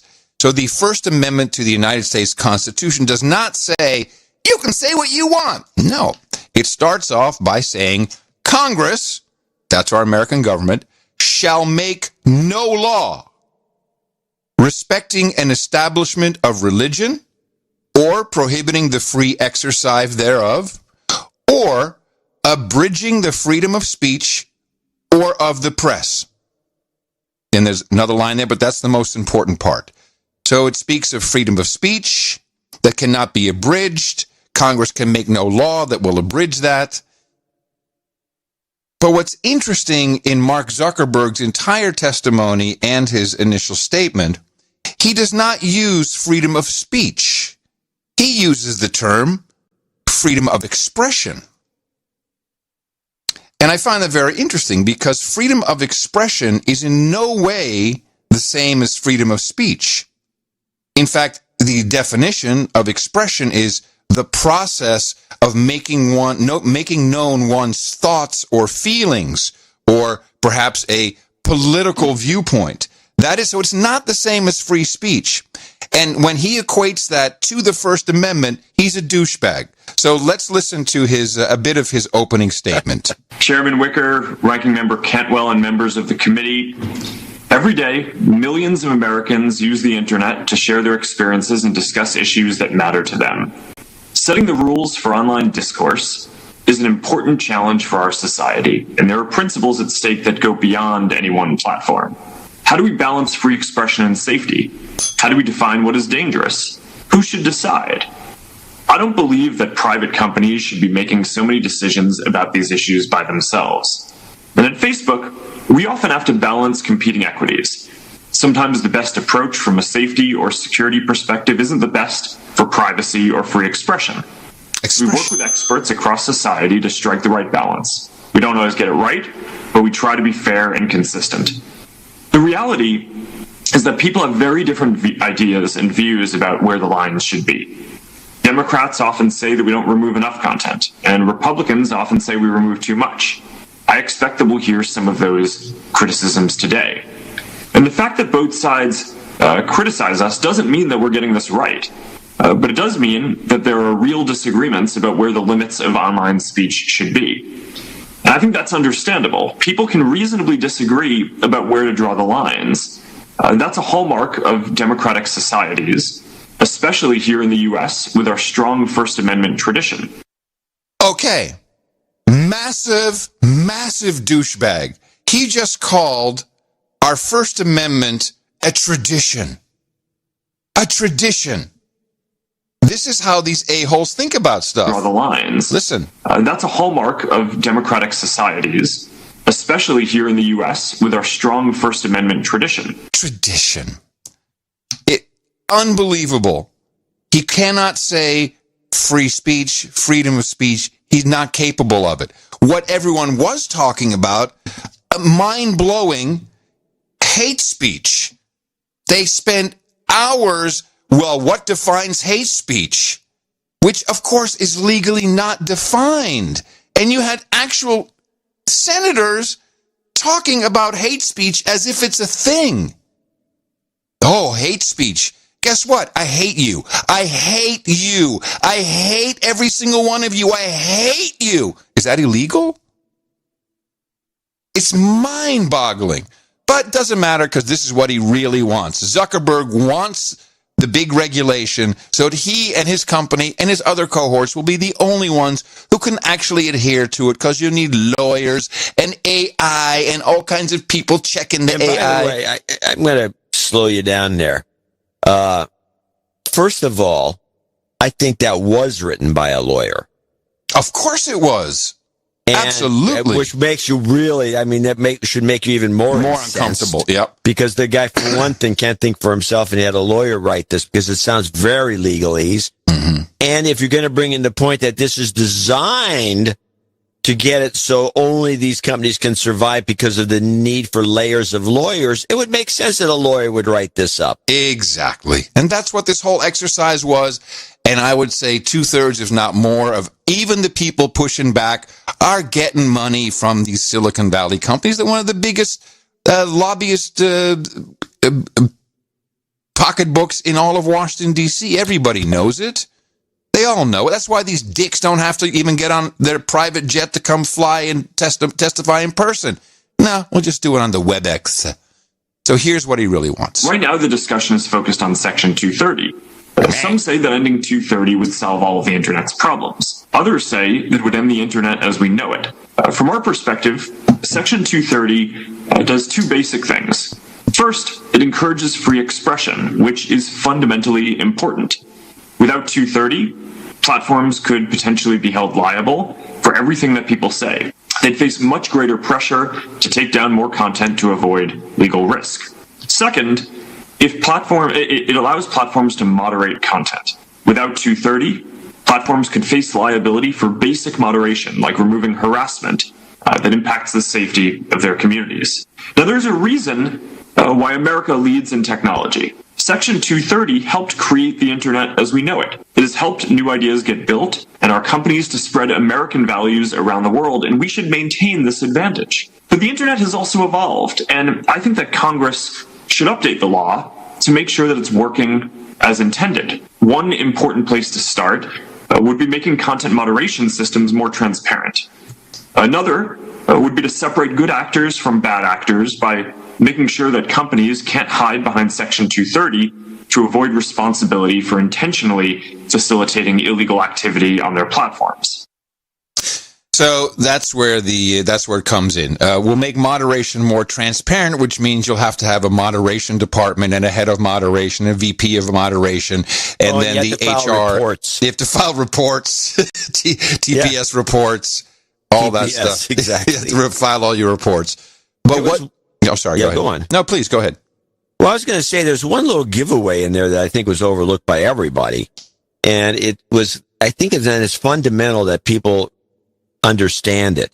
And Zuckerberg just threw it out there just casually, and I think it was really reflective of something bigger, and something bigger that should be noted. He says that Democrats think that we don't remove enough, and Republicans say we remove too much. Yes.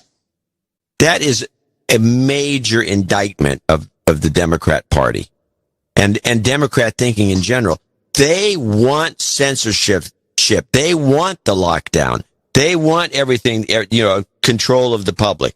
They want more control. The Republicans are just the opposite. And this is according to Zuckerberg and his observations. That's a good point. Let me just pick that up there. That go beyond any one platform. So was it here? How do we balance free expression and safety? How do we define what is dangerous?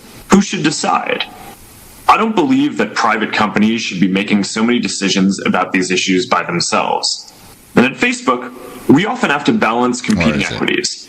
Sometimes the best approach from a safety or security perspective isn't the best for privacy or free expression. So we work with experts across society. We don't always get it right, but we try. Is that people have very different ideas and views about where the lines should be. Democrats often say that we don't remove enough content, and Republicans often say we remove too much. That's interesting that he brought that up at all in that context, isn't it? Yeah. I mean, there's something he's obviously observed. I'm not a Republican or a Democrat. I'm just a sloth who doesn't count. It's his observation, and he probably said it for the context of the hearing. But it's very good what you pick up from that. Yeah, I think it's Democrats important. Like it. It is. It's not important. It's important. It's important.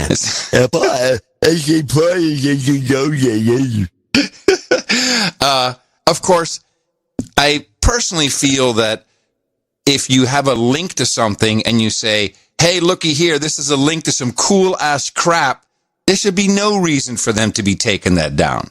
That is not on your platform. The content is not living on your servers. It is pretty much the currency of the internet is the link.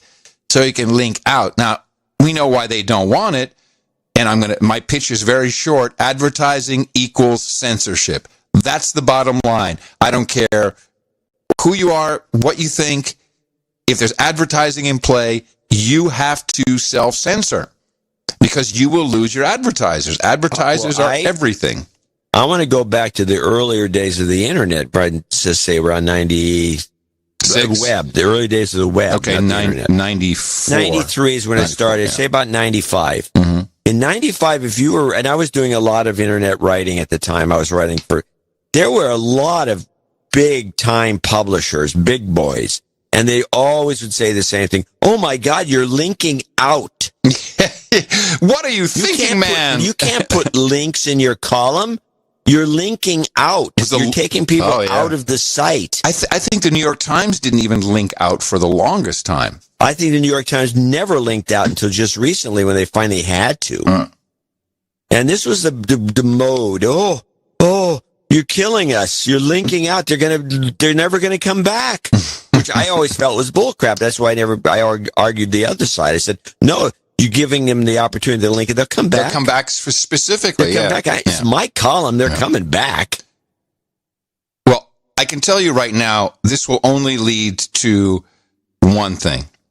Everything's going to be on a blockchain, and there'll be no control, and it'll be there forever, and people are going to love it. It'll work just like Twitter or FaceBag or whatever, and these companies will have no control. They are going to lose. They're going to lose complete control. And by the way, look at the statistics on Twitter. It's really a small amount of people in the United States.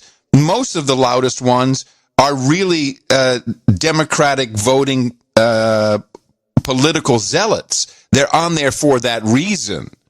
Yes, the Pew study showed that most of the they're on there for that reason. On Twitter are Democrats. Yeah, which is fine because the other ones have been rousted.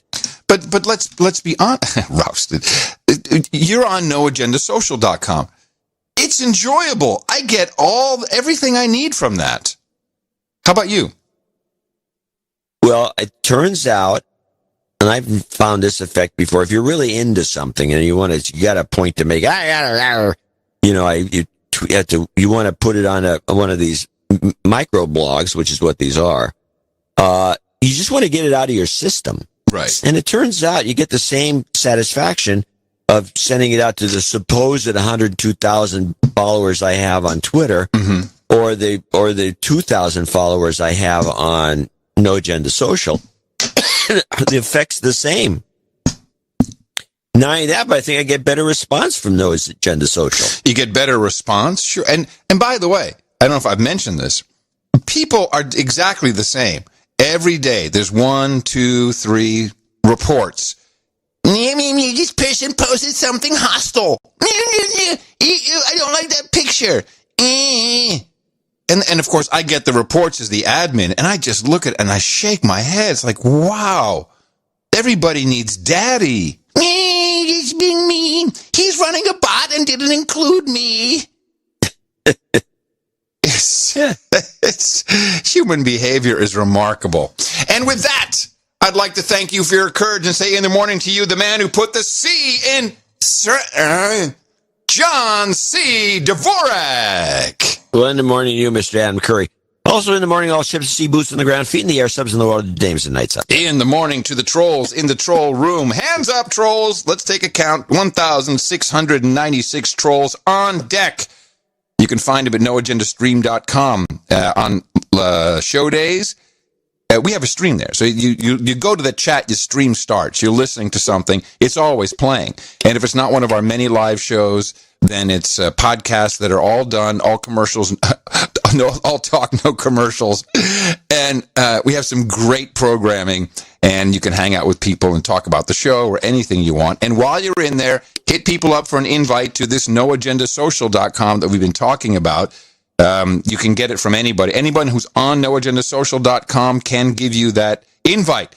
And which, of course, always has people sending me emails saying, can you give me an invite? No, I'm banning invites. It's just going to get worse. I'm banning invites. You got to go find it yourself. There's a barrier to entry if you're really serious about it. And that is our non-algoed, federated social media site, which is the future of social media, and it integrates beautifully across multiple servers. You can cut off people if you're not interested in hearing their whole group's message, which is what a lot of people have done to us, but that's okay. The ones that are connected to us care, and there's reasons for it. So it's actually quite a very good self-organizing system. And also would like to thank the artiste for our 13th anniversary artwork. And this honor went to Mountain J, who brought us, that was, of course, was the show was 1,289, 1289. We titled it Post Orange, which some people took to be as a reference to A Clockwork Orange, which really, when you think about it, is quite interesting an analogy. But this was... that's actually, wow. Isn't that good? I thought you'd like that. Yeah, there's also, in Clockwork Orange, everything's dark and black, and then you have the orange to contrast that. I mean, there's a lot there. So this was 13 years, Curry Dvorak, the best podcast in the universe. We got a bell on there, 13 years. We had a goat, got to honor the goat. And it was, I think you liked this one right off the bat, if I recall. Well, because I liked the other one she did. Mountain J did one for the previous show that I think he uses the pre-show. Mm-hmm. And I liked that one a lot, and I thought that this newer one, which was an update, would have been better served with a white background. Right, and we did contemplate changing that, but I think I said, no, I'm too tired for that. You nixed it. I could have done it. I'm too tired for that. But then again, if you were an art director and you had her, I would have said two things. I'd have said, one, let's get a white background on that, and center the thing you got at the middle there. So, but it was a nice piece, and as Darren pointed out in the commentaries on the No Agenda Social, he said this is the first time two women in a row won the artwork. Is that true? Is that true? Oh my goodness, I didn't know that. Yeah. Huh. Are we sure? Well, then he said, "Congrats, babes." Really? No, he didn't do that. Congrats, babes. Why doesn't that surprise me somehow?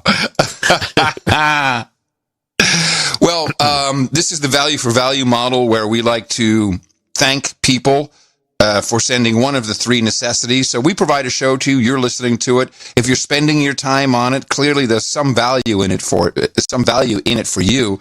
We would like you to give that back to us. We have 3 T's. Remember, this is the most hated letter in the alphabet. So it's your I'm, your Allant, or your Ezure, your time, your talent, or your treasure. And we'd like to thank our top supporters financially in this first segment.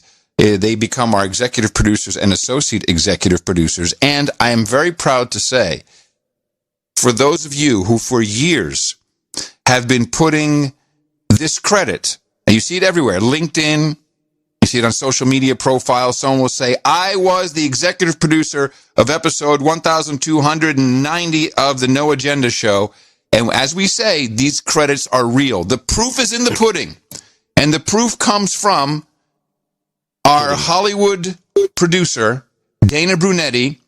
If you go to his IMDb, you will see his credits for 50 Shades of Grey, 50 Shades Freed, House of Cards, multiple episodes. And right there at the top, ladies and gentlemen, he puts associate executive producer, 1 episode, No Agenda, 2020. That proves it. These credits are real. Yeah, actually. Fact.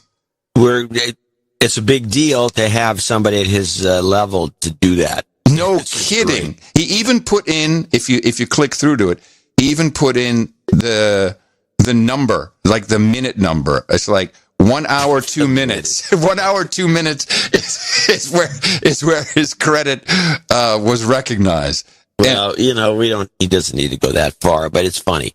Let's start with Neil Harrison, who comes in from Auburn, Michigan, leading the pack today at $666.67. He actually sent in 2 checks for some unknown reason. Interesting. Okay.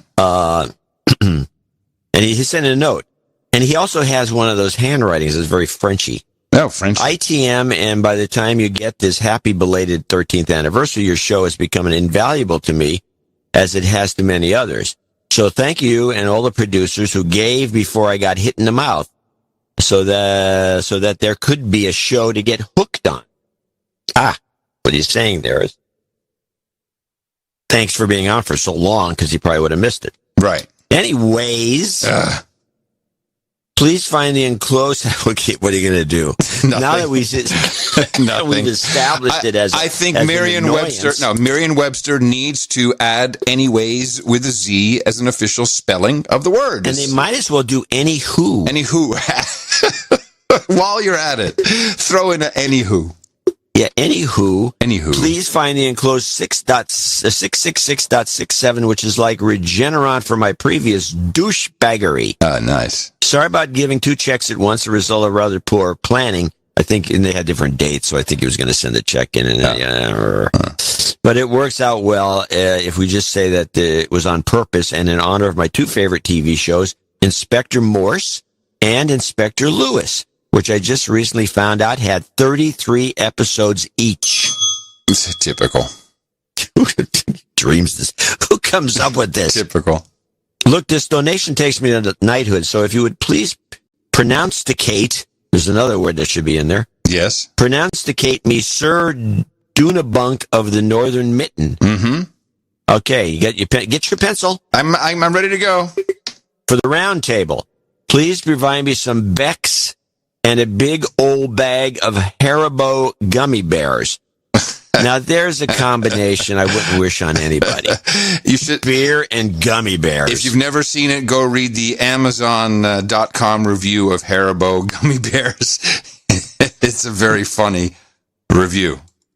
What does it say? Because I eat those once in a while. Oh, you've never seen that? Oh, it's like the longest thread in internet history of people telling their experience after eating a whole bag of Haribo. Oh, I don't know if you'd want to eat a whole bag at once. Oh no, it's a very nasty thread. It's one of my. God. Yeah, I should go take a look. Yeah, you have like one. No. Anyway, not on that thread. For jingles, F cancer, that's true, and one more time, one of your choosing. So you got F cancer, and that's true. And a happy Thanksgiving to you and yours and all the other producers out there. And then he says, John, would you provide me with an email address for a producer involved with the Michigan meetups. And then he has his email. I will not read his edge, so I will try to do that. I probably will forget about it, but somebody from Michigan will remind me, and then I'll do it. Okay, so since it's up to me... You should be in those meetups. Michigan is one of the most sociable states in the country, and their local number one just has meetups constantly. Yeah. Okay, we'll do an old. We'll do an oldie. We'll do an old classic here. It's the no agenda swine flu minute. That's true.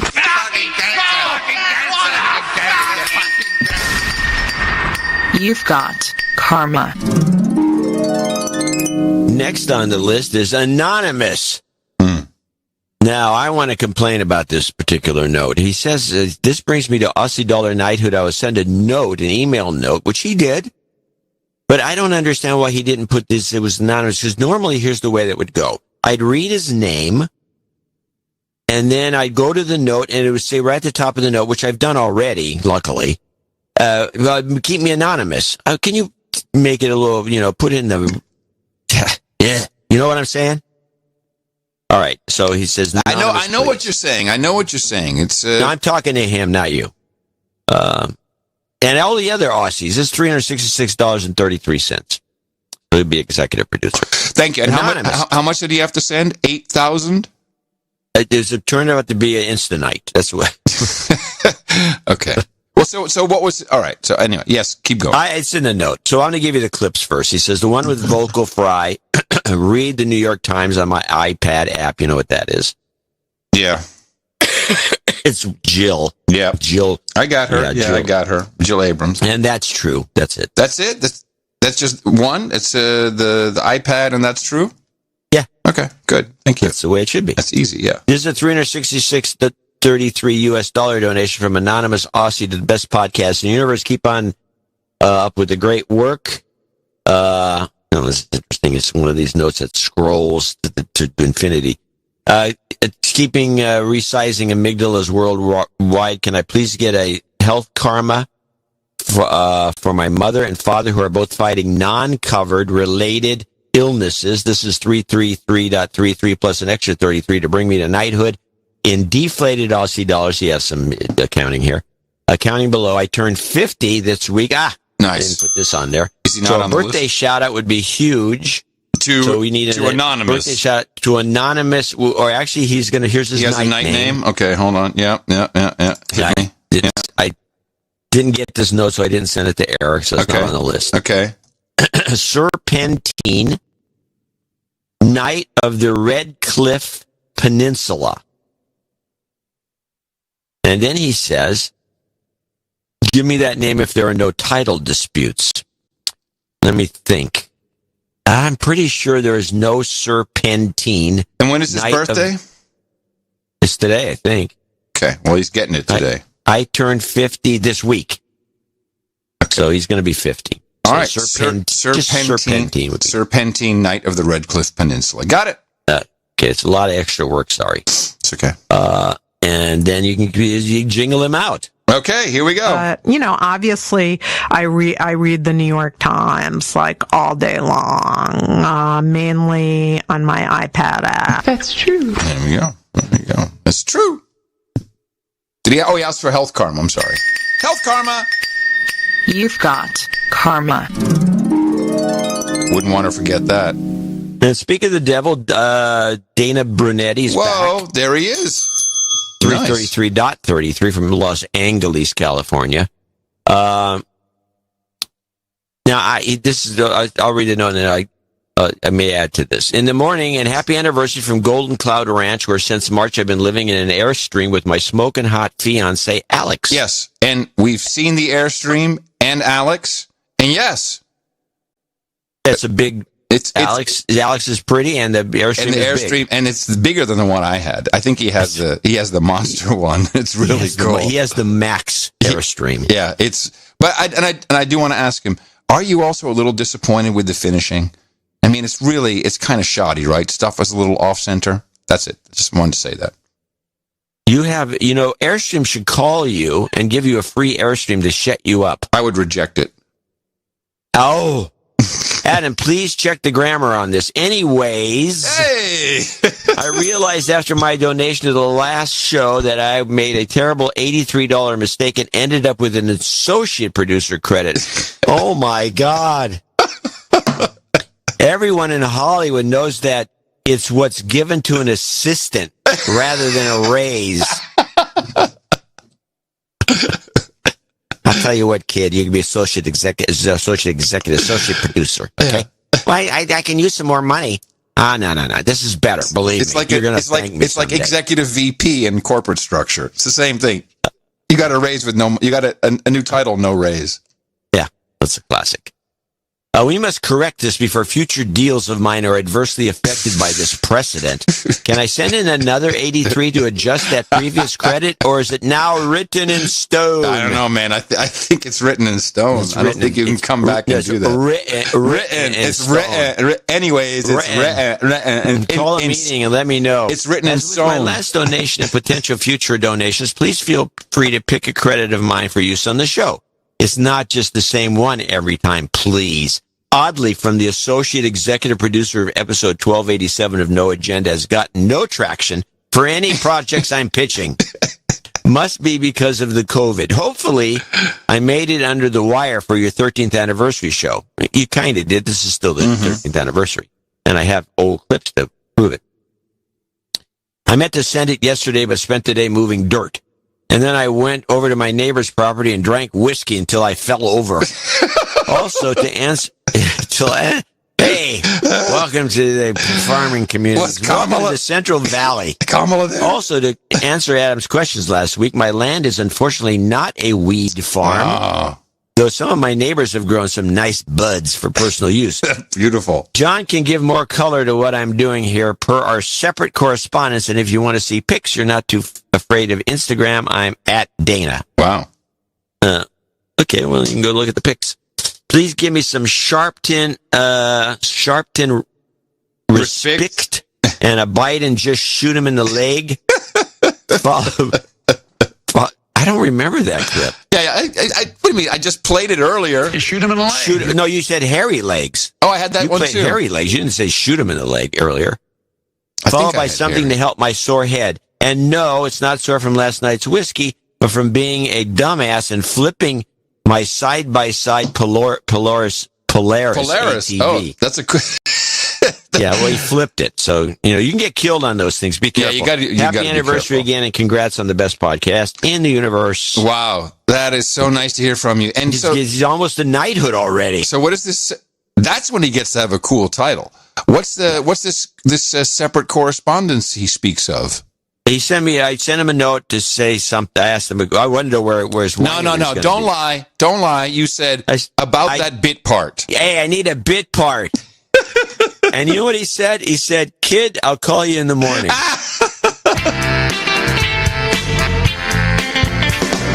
He's getting lunch at Chick-fil-A.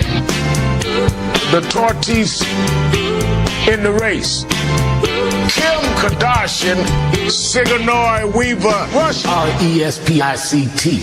They're all jitty, R-E-S-P-I-C-T. There's no real conflict. Resist. We must. Resist. Just a little bit. We must. Just a little bit. We must. Just a little bit. And we will much. Just a little bit. About. Just a little bit. That. Just a little bit. Be committed. Shoot him in the leg. You've got karma. Oh my goodness, Dana! Thank you, for bringing the. I said Dana. Thank you for bringing the laughter today. It's nice. Yeah. James Fukumoto's next on the list from Salem, Virginia, 333.33. Mm-hmm. Thanks again for the best podcast in the universe. Thanks for continuing to do the work since today's my 33rd birthday. How many people have their 33rd birthday and get called out on this show? A lot. It's unbelievable to me. Well, these people started listening when they were 22. I figured another donation at 333.33 would be appropriate if Adam could kick in a penny. Yeah, let me see. Then that brings me to 1,000. Here we go. Woo! There it is. Congratulations. You're in. Below. You're in. If that acceptable, then Sir James Fukumoto will do for me. and some Old Forester 1920 to sip on at the round table would be great. I ordered that, and honestly, I did crack it, and I did have a sip. So, yes, it's coming for you. What do you think? Is it good? No.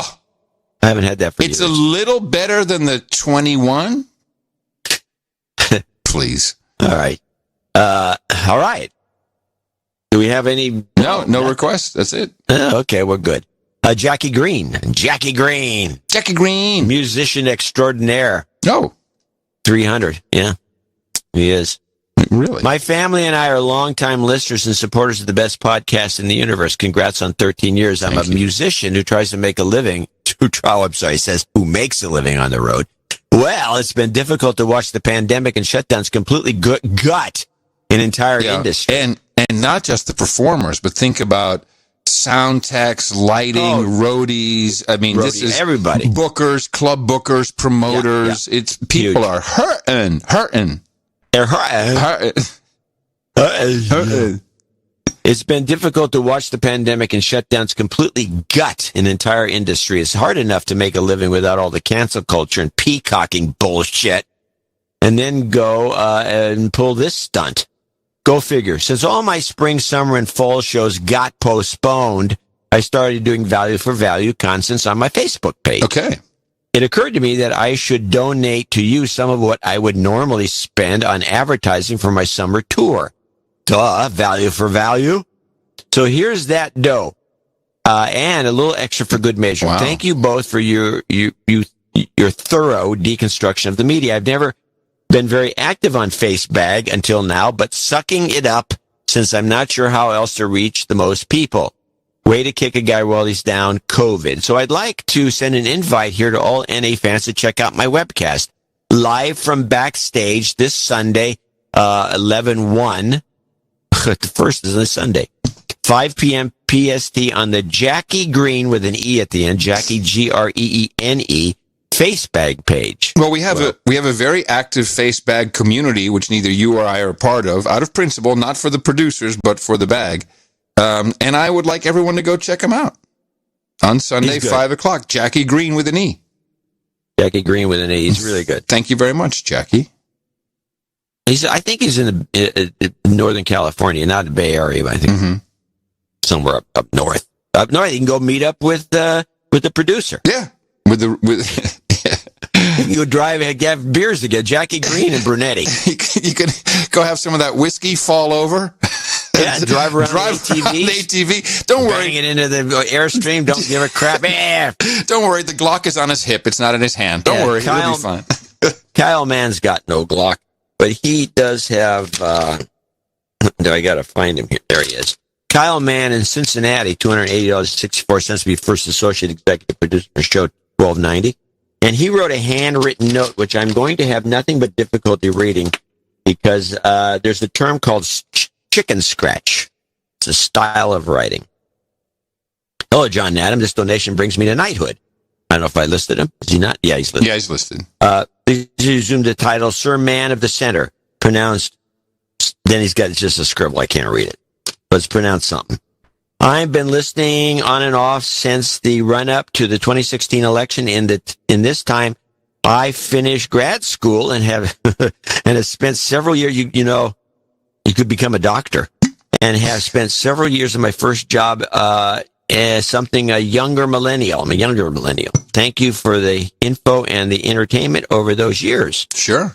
Well, you're welcome. To commemorate over this last year, I'm a casualty of the lockdowns. Is anyone reacclimated to normal life after brain injury? Ouch. I got a bad concussion in February, and the situation made the recovery quite an ordeal. Yes, a top doctor told me that this fall is the key to recovery. A social mental. That's probably why he's got this bad handwriting. I knew a guy that was my gardener for years, and he had a concussion, and the handwriting is very similar, and it was part of his because he had brain damage. Recovery, social, psychological has been aggressively ever since. Luckily, I am back to 90% by now, and I'd like health karma for myself, okay, and any other similar situations. Anyone with those. 2 months into the recovery, in the middle of the lockdowns, while I was still on medical leave, due to the isolation and general stress, my health was declining, and I headed out to the American West to go on a month-long hiking road trip, sleeping in my car. Best decision I made this year. On this trip, the No Agenda show was a great way to spend some of the longer legs of driving. Keep up the great work. Best regards, Kyle. Thank you.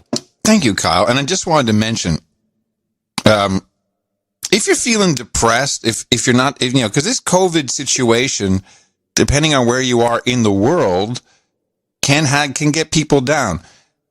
I've seen with my own eyes that noagendasocial.com, you have family. If you feel lonely, go there and post, shit, I don't feel so good, because people will jump in and will talk with you. And I've seen this, and it's happened more than once. So you just know you do have friends. You do have a family. It's No Agenda Nation, and there are people who will be more than willing to talk to you and hear you out. And that is a public service announcement. Yeah, very good. Sir Borislav Marinov's on the list. $260 from Trabuco Canyon, and he needs some jobs. Karma, $260. Jobs, jobs, jobs, and jobs. Let's vote for jobs.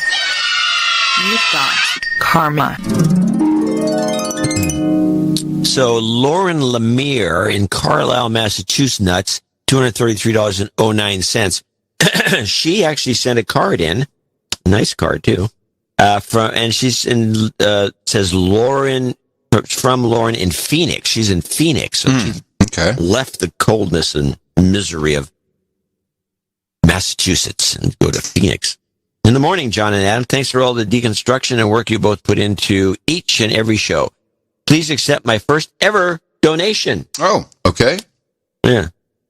Lenny hit me in the mouth a while ago, but to my knowledge, still has not donated. Uh-oh. Call him out as a douchebag. Douchebag. Have either of you heard of anything on the long-term effects of COVID infection? There's been a lot. There's a lot written. Yeah. Lot written. There's been a lot written. Some say, there was a report today that said your brain is messed up, and I've heard about your heart being messed up. And that's very inconclusive. Yeah, and it varies. There's no consistency whatsoever. No. JC had it.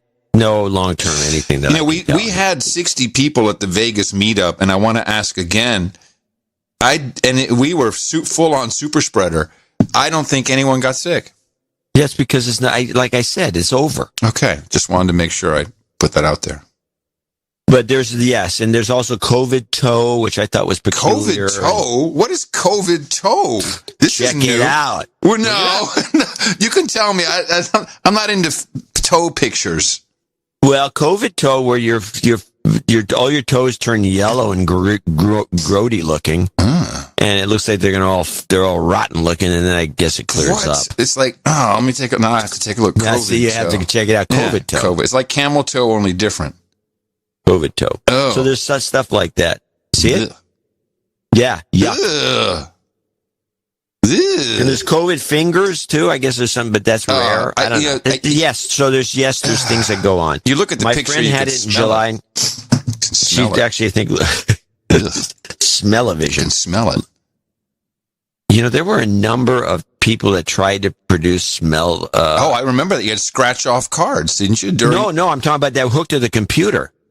Oh God, I think I remember that. I got to talk about this in some other show, but it's to this day it still cracks me up. Okay. Anyway, so Lauren's complaining that one of her friends still claims, and she's got claims underlined because it's one of my pet peeve words. Yeah. Mild shortness of breath and the inability to completely clear her throat. Betty has this. Betty had it. Betty. Betty. So she had 2 tests, stayed home. She was sick. She really felt bad for a couple days. And now it's been 4 weeks now. She still says she has some shortness of breath going upstairs. Yeah. But I can recall that from the flu, too. I mean, some people, yes. Yeah. So the long and short answer is yes. Yes. So your buddy's probably having some issues. So just be nice. Let's give her, Lauren, just a basic karma. Okay, of course. You've got karma. Todd Creamer in Scotts Valley, California, $213. I've been holding on, he writes, to a few dollars for my PPP loan to get my amygdala consultants. I was on the 8-week plan, still twiddling my thumbs waiting for the loan to be forgiven. Second, I have been holding on to the attached song to be played at the end of the show. I sent it to you. I had no clue that Zephyr route was seasonal in California. Well, no, the Zephyr is a California Zephyr. It's seasonal wherever it is. And it's only seasonal recently. I cannot wait. And by the way, did go to buy today. So still running on Thursdays. Yeah. Did it go by? Did it go by? Yeah. Yeah, I saw it. Well, hold on. Well, you didn't tell me.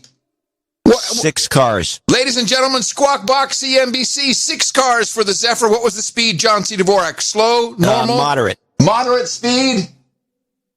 Bitcoin, 13,552. Check false. Oops. Oh my God! Woo!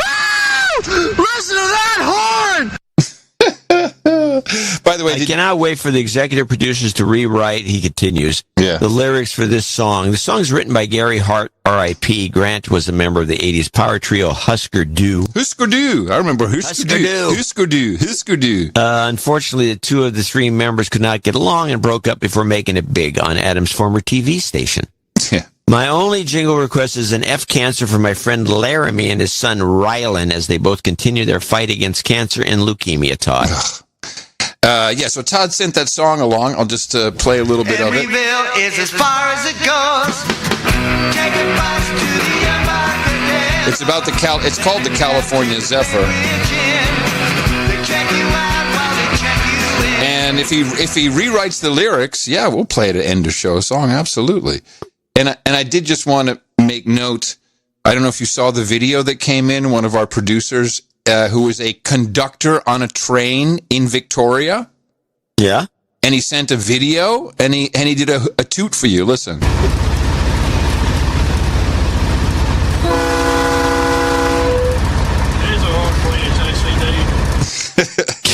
That's a horn. That's a nice horn. Yeah, and you should see it. It's a video of him right in the front, watching the front of the tracks. It's very cool. No, it's on email. I'll forward it to you. Probably got blocked somewhere. Well, that song about the California Zephyrs. I'm sorry. Sorry. The song about the California Zephyr doesn't really feel like the train ride. No. But it could be written to be funny. Now, we have to send this F cancer specifically for his friend Laramie and his son Rylan.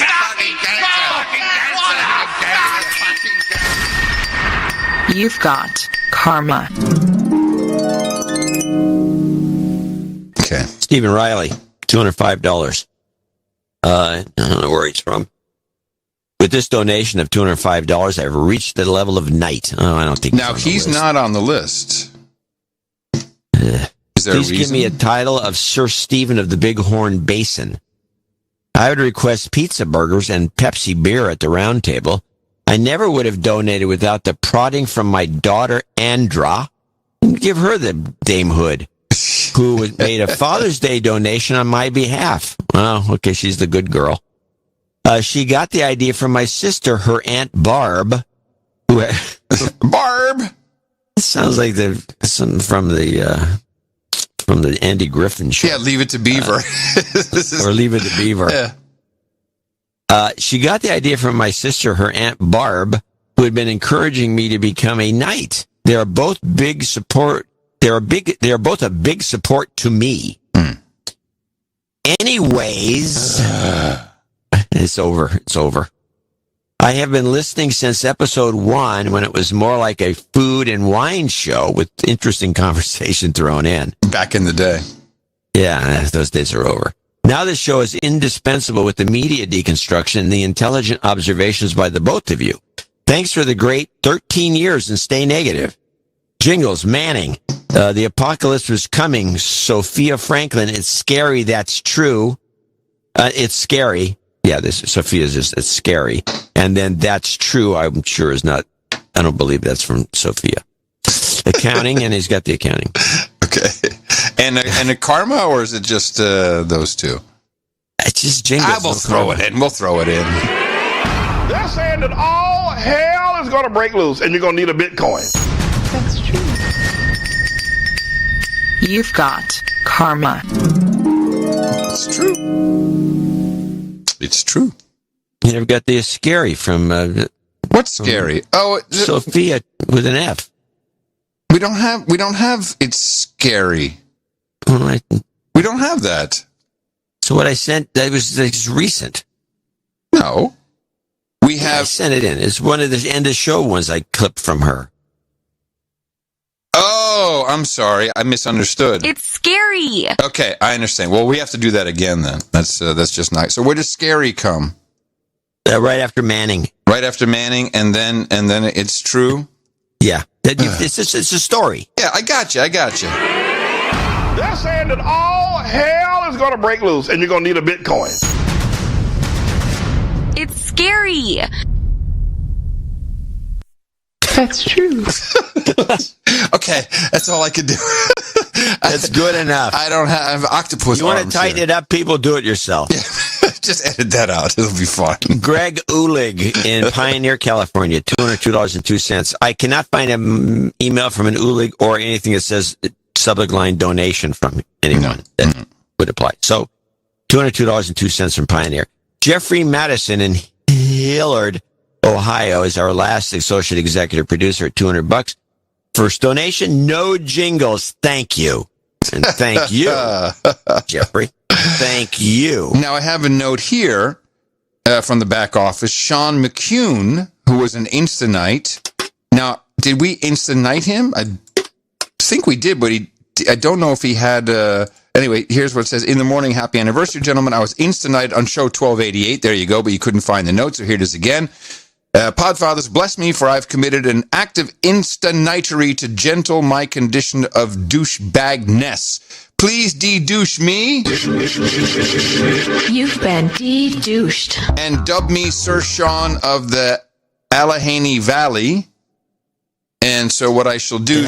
Allegheny or Allegheny? Allegheny, I'm sorry. Allegheny Valley, since he has already been knighted as an Instanite, we are going to add to the... since he's already at the table, we're going to add ribs and Diet Cherry Pepsi at the round table for him. You're going to do an upgrade for him for his title change? It's not a title change. He was already Insta-knighted. Okay. Well, that's just going to be his new title. Then. Okay. Yeah, that is his official title. We repeat, he is hereby officially pronunciated as Sir Sean of the Allegheny Valley. Done. Well, you hit him with a sledgehammer there. Well, hey, he's a knight. He can handle it. I'm sure. He can handle this. All right. That's our group that's of okay. executive, associate executive producer, show 1290. I want to thank each and every one of them for making this show possible. Yes. The show would not be possible without you. And thank you so much for doing the work, really. And recognizing that this is an actual job. You are now an executive producer or perhaps an associate executive producer of the best podcast in the universe, No Agenda Show, episode 1290. If anyone doubts you, just tell them to go see Dana's IMDb page. And I'm pretty sure you could start one yourself now just by referring to it as well. And we'll be thanking more people who supported this program under our Value for Value proposition later on. If you'd like to support us for Sunday's show, please go to our website with the easy-to-remember URL, Dvorak.org/NA. And thank you for your time, your talent, and your treasure in the Value for Value Network. Our formula is this. We go out, we hit people in the mouth.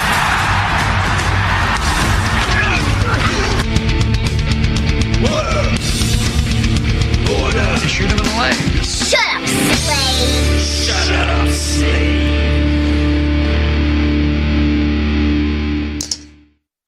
Do you have anything on Hunter Biden? I think we should probably talk about that for a moment. Oh, Hunter. The Biden gang. It's a new gang now. It's the Biden gang. It's called the Biden crime family. The Biden crime family. I like that. Yeah, that's what you look up. You go to, if you want to go to Google and look up Biden crime family, you'll find all kinds of stuff. So the Biden crime family. This is very interesting. because this is something that the news media is not touching. The only person who was of any note on mainstream, and please make no mistake, Fox News is mainstream, is Tucker Carlson, who interviewed this guy Tony Bobolansky, which is Tony Bobolansky. Hey, Bobolansky. A member of the Biden crime family, the Bobolansky here, who seems to be a fine, upstanding citizen when it comes to financial trickery. But that hour long that Tucker interviewed him had 7.5 million people watching. That is a blowout ratings number by any comparison. Cable. He gets, I think, 3.5 to 4, maybe 4.5 million, which is already blowing out everybody else. 7.5 million. And he can't get advertisers because and it's still the My Pillow. It's hilarious. The My Pillow guy. I think Verizon. The My Pillow guy has got to be cleaning up with a cheap deal. Oh, he's very, very, very successful. He's doing very well with that. But what is interesting about this there's two things that are interesting. One is the ties to China, which I'll get to. I only have 2 clips. The first one is how the mainstream media in general is just refusing to cover the story. And to me, it seems that's a win-win, because right after the election, whether Joe Biden wins or loses, the Biden crime family is done for. They're done for. If Biden wins, he'll be arrested and thrown in jail with the whole Biden family, and Kamala Harris will be president. If he loses, what have they got to lose? Throw the guy in jail. They don't care. He's useless to them. So watch this old man, who I used to feel bad about. I used to feel bad that they were abusing an elderly man. Now I don't care. Now the whole crime. Have you seen his brother James? What a shyster that guy looks like, huh? I know, the crime family. That he really does look like a gangster. So one of the best examples, and without a doubt, the Senate Intelligence Committee, the FBI have authenticated this laptop and the information on it, and it's very deep. It's this very interesting, all kinds of ties to crazy countries where apparently, allegedly, they were running scams from Kazakhstan to Kazakhstan. My God, Kazakhstan. Yeah, there's a scam to be had there. And there was a great interview between Liz Harrington. I can never remember who she is, because she looks actually a lot like that mousy woman from Code Pink. What's her name? You know what I mean? What's her name? Yeah, so, the Code Pink lady. The Code Pink lady. But this is the chairwoman of the Republican National Committee, and she went head-to-head with the incredible international journalist Christiana Ampora. And it was just delicious. Too delicious to believe. I shall let it play. That Rudolph Giuliani, that is the president's personal lawyer, was, quote, being used to feed Russian misinformation to the president. Stop and start. Wait, stop. You have to start it over. Why? I just want to point this little tidbit out. A tidbit. Over the Democrat way of doing this is Giuliani is always never described as the ex-mayor of New York or any major. He was a major district attorney general. He rolled up 5 crime families in New York. He rolled up all the crime families. He was former mayor. He's all these things. No. He's not that. No. He is Donald Trump's personal attorney, as though he's over at the house all the time. This is bullshit. That Rudolph Giuliani, that is the president's personal lawyer, was, quote, being used to feed Russian misinformation to the president. Giuliani met in December with somebody who the United States government believes is a Russian agent. You know who I'm talking about, a Ukrainian parliamentarian by the name of Andrei Dekach. Are you comfortable with the president of the United States being close to a person like Rudy Giuliani, who says also that he is not bothered whether any of the information comes from Russian hacking? What does that say? Are you comfortable that CNN used Russian disinformation from a Russian asset to leak it to subvert the peaceful transfer of power? The reporting on the dossier, which was complete, verified Russian disinformation. Is it not? Is it not? Liz, let's just get back to the story. Was the dossier real? Was the dossier real? Oh, Can it's we get very back to the relevant current because story? everything that Democrats accused us of doing is what they themselves did. Rudy Giuliani is not a Russian asset. And we've heard this smear very well before. It's the We've United heard it time and States time government again. who said it, not me and not CNN. The United States government The has reported. FBI, okay, you know what also the United States government says? The FBI says this laptop is not Russian disinformation. So what are you talking about here? This laptop is real. It's not just the laptop. There's other emails. There's text messages. They are real. So according to the Guess U.S. what? government, I the know FBI that you're trying has to verified move this. everybody to look at that, but that's not what we're hearing from Why the FBI. don't you want to report But this? what- This is one of the most powerful because Liz- families in Washington. The Biden family. And you're okay? You're okay with our interests being sold out to profit Joe Biden and his family when we're suffering during a pandemic from communist China? He's doing shady business deals Liz, with as you know communist China. perfectly You're well, comfortable, okay? As you know perfectly well, I'm a journalist and a reporter, and I follow the facts. And there has never been any issues we in know terms this. of corruption. Now, let me ask you this. Yesterday, the FBI... Wait. FBI How do you know that? I'm talking about reporting and any evidence. I'm talking to you now. Okay, I would love if you guys would start doing that digging and start doing that verification. No, we're not going to do your work for you. I want to ask you a question. The FBI, It's a journalist's contrary, job. It's a journalist's contrary job to what to President find out if this is verified. I cannot believe. Hey, Adam? Yeah? I'm not going to do your work for you. No, man. Who's the journalist? The journalist says I'm not going to do your work for you. She's a government person. Yeah. No, it's... Oh, my God. It's really quite unbelievable.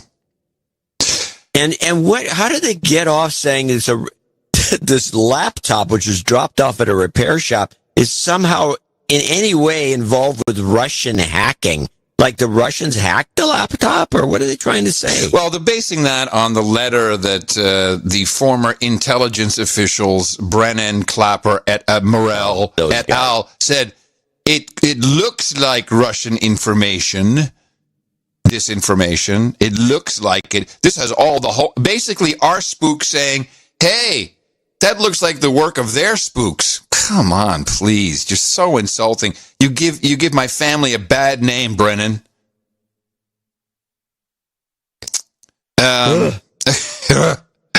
But one of the pieces that has not been discussed yet, I don't know. Tucker Carlson had this whole thing yesterday that they sent some documents through FedEx, I guess, and they arrived open and the documents were gone, and he's making a big deal out of it. You know, it's like, please don't tell me you had someone in New York send you original documents and there weren't copies. That was kind of had a bad taste to it. But meanwhile, there's real stuff that is very interesting, and this is the call about CEFC China Energy. And this was a side deal that they were putting together. This is what Tony Bobulinski, what he was working on. And the CEFC China Energy is one of the main conduits for investments abroad for Belt and Road, for the actual Chinese strategy to take over the world. We've only been following this for, 5-6 years that we've been reporting on it. So this very company, they were cutting a side deal with, and apparently things started to get a little bit hot, and this is Hunter Biden on a phone call. It's from his laptop. Yes, it is. I get calls from my father to tell me that the New York Times is calling, but my old partner Eric, who literally has done me harm for I don't know how long, is the one taking the calls because my father will not stop sending the calls to Eric. I have another New York Times reporter calling about my representation of literally, Dr. Patrick Go, the fucking spy chief of China, who's started a company that my partner, who was worth $323 billion, founded, and is now missing. The richest man in the world is missing, who was my partner. He was missing since I last saw him in his $58 million apartment and signed a $4 billion deal to build the fucking largest fucking LNG port in the world. And I am receiving calls from the Southern District of New York, from the U.S. Attorney himself. My best friend in business, Devin, has named me as a witness without telling me. In a criminal case, and my father, without telling me. Now, this was really interesting, and I haven't heard anyone really delve into it. Who he's talking about is Patrick Ho Ching Pi, also known as Patrick Ho. And Patrick Ho joined the Chinese People's Political Consultative Conference and Preparatory Committee of Hong Kong, and later became the chairman of the CEFC. And he was arrested in the United States for bribery and money laundering in 2017. In 2018, he was convicted on 7 accounts of bribery and money laundering following a federal trial. He was imprisoned. He was supposed to get 3 years. He was fined $400,000. Interestingly, he was let out on good behavior in June of this year. On the 18th, on the 20th, he was already back in China. And after that, he went missing. And that's what Hunter is all freaked out about, because the guy that he was doing the deal with went missing. So you got to think that he's dead now. And to hear that they were involved in an LNG, liquid natural gas, which is what we are now exporting. I mean, this family is truly, truly horribly corrupt. And I hope... Yeah, go ahead. I'm reminded of a clip of from about 6 years ago. It was right in the middle of the Obama administration. Probably just he got in 2008. It's probably around 2010. Okay. And it was a couple black guys talking about something or other, and one of them casually says, no, you don't mess with Joe Biden. Joe Biden's actually the kingpin. You don't want to, he's the guy you want to stay away from. He's dangerous. And this clip was like, it's just a throwaway. And it was like, yeah,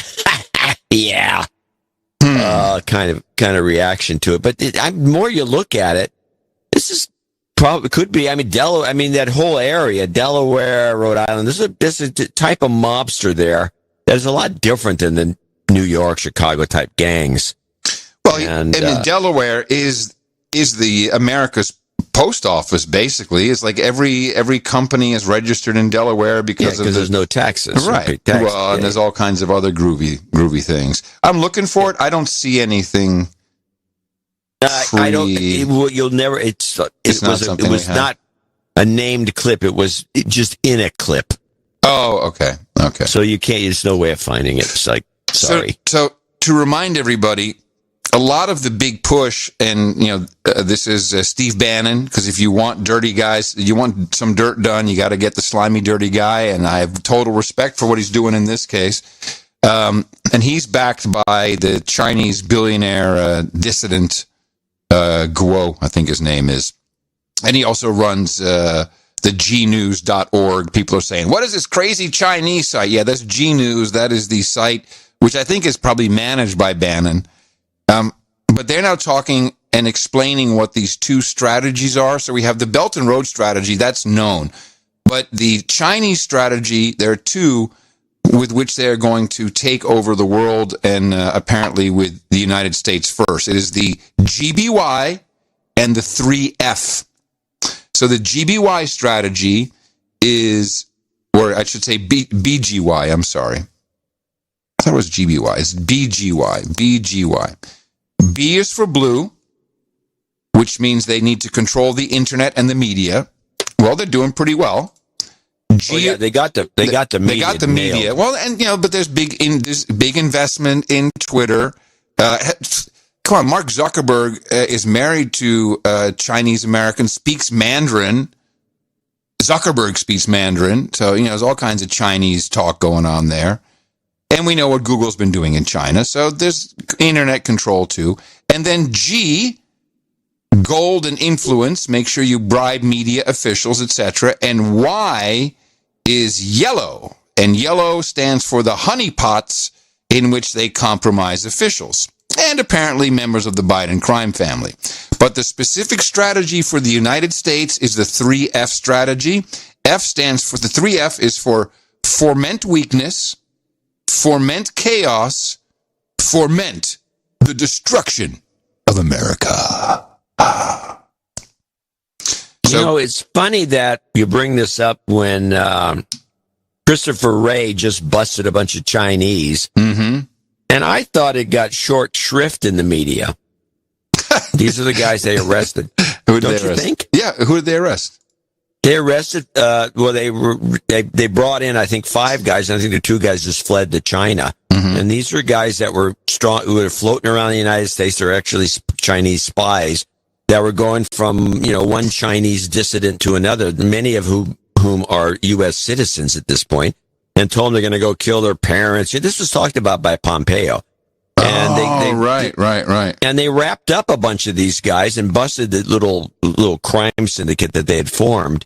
And this got, in the Associated Press, it was really downplayed everywhere. It's just here and there. It was not in the network news because I didn't see it on NBC, CBS, or ABC. Oh, no, of course not. But here's something else I'd like to bring to your attention, which you may be able to help with, since I was a little bit too young to really... I was in the wrong country, too. During the 50s and 60s, this is around the time when the Chinese started the Great Leap Forward. Do you recall the 3 red banners? It was kind of also known as the 3 red flags. It was kind of the general line for socialist construction. Yeah, no, I don't, but I do. All I remember is the little red book, and that's about as far as I get. Okay, so from Wikipedia, the 3 red banners was an ideological slogan in the late 1950s which called on the Chinese people to build a socialist state. The 3 red banners, also called the 3 red flags, consisted of the general line for socialist construction, which was the Great Leap Forward, and the People's Communes. So this literally was 3 red stripes as a signal. Now I would like for you just a moment to visualize the Biden-Harris logo. You may want to look it up. I've been forgetting to bring this to the show for the past 3 episodes. Do you see the Biden-Harris logo? No, I'm not. I don't know. Go to a web browser. I hear Netscape is pretty nifty. Do I have to make it myself? I think it's pretty. Biden-Harris logo. Boom. Well, there's a lot of them. Oh, you're talking about the E. Yes. Biden. Hello. Oh, that's very cool. These guys, they're not hiding it. They're not hiding it. Oh, that's fabulous. That's clip of the day. Oh, there's no clip. Oh well. So, and there's a coffee mug that just says Joe, and it's got the 3 red flags. Oh yeah, it's everywhere. Oh, I got to get this coffee. Oh, I'm not paying this kind of money for a coffee mug. It's the thing. Hold on, let me just an aside here. If anybody has gone, I got a bunch of Trump stuff too from the guys in Las Vegas, and I didn't get a note from them. But have you noticed, if you go to these websites where they sell Trump stuff, the hats, the mugs, all the flags, and the Biden site, the Trump stuff is cheap. I mean, they're going a lost leader. Yeah, they are. The Biden stuff is overpriced. There's a poster, $17 for a yard. You should be giving those away. $25 for a mug. Give me a break. A button. Obama started bumper sticker, $11. Give me the $11 for a bumper sticker. Do you remember I had to buy the Obama bumper sticker from my neighbor in San Francisco, and she charged me $20 for it? Yeah. Oh yeah. Your neighbor that was trying to get you in the sack. I until she found out that until she heard the show. She's like, I'm not going to. She never talked to me again. Doofus. Yeah, No, she stopped talking. I'm sorry. If I recall, that's not how it went. You were trying to get me to get her in the sack. Well, you can change it all you want. Oh, man. Okay. All right. You were Fine. going on and on about this babe. It was not a babe. She was an Obama bot. Yeah, that's what it turned out. Okay. No, she went to camp. That's what it was. She went to Obama Oh, yes, camp. she went to the camp where they brainwash you into being good bots. Where they learn, and then... they learned to overcharge for their mugs. And $20 for the bumper sticker. It's a scam. Mm-hmm. Well, that's why they're doing When I was a kid, all bumper stickers were free. And they never came off your car. They'd rip off. They'd ruin the paint. Actually, the newer ones are the ones that have that issue. They do that, too. Ones are better. They do that, too. Well, one quick thing, an aside. Are you done with that? Yeah. I mean, no, I just want people to keep their eye on China. Keep your eye. Never take your eye off the ball. Those guys are crazy. They're out to get us. They're out to get us. So do you have any clips with Tucker and Boogaloo? No, no. I mean, it's... Oh, I thought you did. Okay. No, well, I don't either. No, I don't have any clips. All right, well, I want to do a rundown on the election real quick. Yeah, let's do this. Let's do the Hallie Jackson Trump rap and slam on NBC. A Western wild card in play for both campaigns tonight in battleground Arizona. A state President Trump won in 2016, but this year, polls show he's trailing, damaged by how he's handled the coronavirus. It's enough. It's time to change. Joe Biden, before voting early in Delaware, blasting a White House press release listing as one of the president's top science and technology accomplishments, ending the COVID-19 pandemic. It's an insult to every single person suffering from COVID-19 and every family who's lost a loved one. The White House acknowledging the release was poorly worded, with the pandemic far from over. Now, more cases in more places than in the spring. That's when, according to new audio released by CNN, the president's advisor and son-in-law Jared Kushner told author Bob Woodward in April the country was starting its comeback phase. We've now put out rules to get back to work. Trump's now back in charge. It's not the doctors. They've we have like a negotiated settlement. President Trump at his rally. Oh, look at that. Look. Pointing out a flare from a fighter jet meant to warn a small plane out of the restricted airspace. He's also defending how he's handled the coronavirus. We will vanquish the virus and emerge stronger than ever before. But politically, the pandemic's haunting him. I can't understand the things that he's saying that just don't seem to make sense, particularly about the whole COVID thing. In Nebraska, it's a different medical issue that has the Trump campaign under scrutiny after a rally in Omaha last night. 7 people taken to the hospital as hundreds waited for buses for hours in the freezing cold, with the campaign blaming local road closures and congestion for delays. And tonight, a years-long Washington guessing game came to a close when Miles Taylor revealed himself as the anonymous official behind an explosive 2018 op-ed about resistance inside the Trump administration. Taylor was chief of staff to the former Homeland Security Secretary. All right, 2 things need to be discussed. Yes. One, the hundreds of Trump supporters stuck in the freezing cold, I am totally convinced was a Democratic op. It was a dirty trick. I have proof. You drive a bunch of old people and buses. You say, let's go. We're going to take all you old people. We're going to take you to Omaha for the big rally. It was totally bullcrap. I have proof. One of our producers, who is boots on the ground, sent me 2 clips. Okay, let's listen to those clips. So the first clip, just to set the stage, because you're right, it was a Democratic bullcrap move, was the Morning Joes. President Trump made a campaign swing through the Midwest yesterday, holding rallies with packed crowds in Michigan, Wisconsin, and Nebraska. Super spreader events all over the country. He's a super spreader. He's killing his own voters. After President Trump, do they have T-shirts?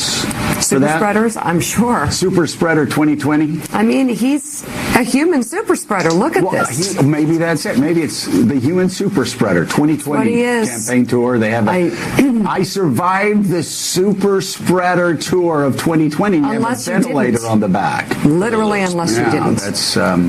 Which, it'd actually be a a time of joking in this show right now if it wasn't so unbelievably true and not funny.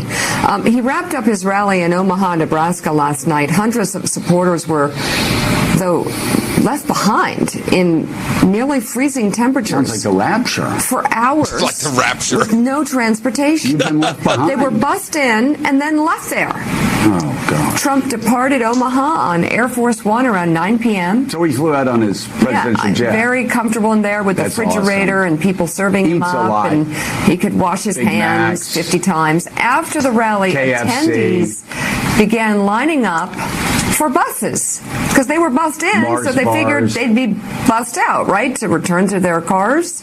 A lot of These Mountain Dew. supporters, many of them were elderly.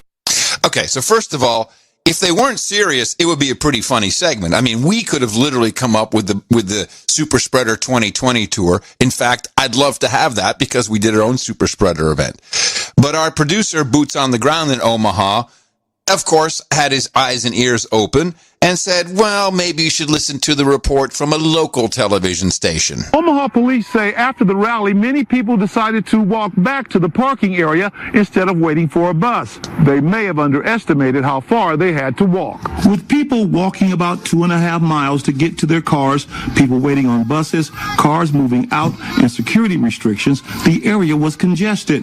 On top of that, the mayor says more people showed up than expected. They estimated about 10,000 people last night. They security checked 22,000, and then they left thousands outside the gate that never got in. Officials say the buses were delayed and people had to wait to get back to their cars. Police tell us there were about a half dozen supporters who were transported to hospitals for a variety of medical reasons. But Aero Stage Line officials say no one was left stranded after the rally. We 100% did not leave anybody stranded. Our motor coaches were running until the lots were empty. So it's first of all, what they're really obfuscating is there were 25,000 people. Yeah. 25,000. Like I don't care what they tell me. I don't care what you say about polls. I know the American public because I pick the hits for them. I pick the Billboard Hot 100 hits for the American people. And I know what they like. And I'm telling you right now, Electoral College and popular vote, massive landslide. And it should be. It should be. Who the hell wants to vote for a decrepit Joe Biden? But that's okay. Let me go back to this issue. NBC played this up in this huge article. And I'm looking at the article with hundreds of hundreds, by the way. Hundreds, not sure. 12. Hundreds of Trump supporters stuck on freezing cold Omaha airfield after rally. 7 taken to hospitals. And then it's by Jeff Bennett, Adela Suleiman, and Carolyn Radnofsky. Okay. So I always look at who are these writers? Yeah. Now, wait a minute. Now, they wrote the story about this thing in Omaha. Are they local reporters? No. Jeff Bennett, he's a White House correspondent. He works in Washington, D.C. Why is he doing this story? Okay, well, maybe the two women, they have a better shot at it because they're going to be there, right? Yeah. Adela Suleiman is a London-based reporter for NBC News They had Digital. 3 people working on this story. None of them who were in Omaha. And then Caroline Radnofsky. Caroline Radnofsky is a senior reporter for NBC News social news gathering, the social news gathering team based in London. That means she trolls Twitter. Yeah, that's basically what it means. Trolls Twitter. So she trolled Twitter and got the story. This is shameful journalism. But that's what they do. Fantastic. It's fantastic. Onward with the Hallie Jackson report, she does mention this guy Miles Taylor. Yes. This was very surprising, as you were pretty sure it was John Bolton. Well, I thought there was a book that came out by Anonymous that I thought that book. No, I'm sorry. Yes, I thought it was John Bolton. Yes. Because John Bolton was in the position where he could write such a thing. This guy is working for Department of Homeland Security. He's not in the meetings with Trump. Well, he probably never met Trump. Hold on. He was kind of the chief of staff for, who Who was the blondie who ran Kristen. that DHS? Yeah.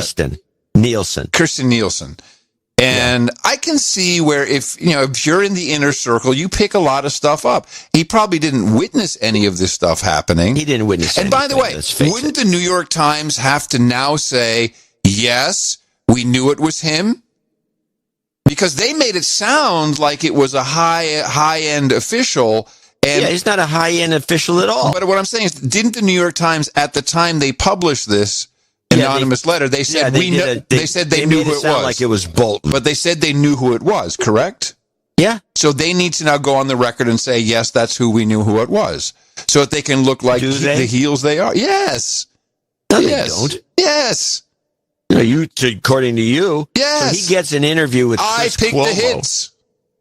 Chris Cuomo. And I only took a minute out of it, a minute and a half, because it's dumb.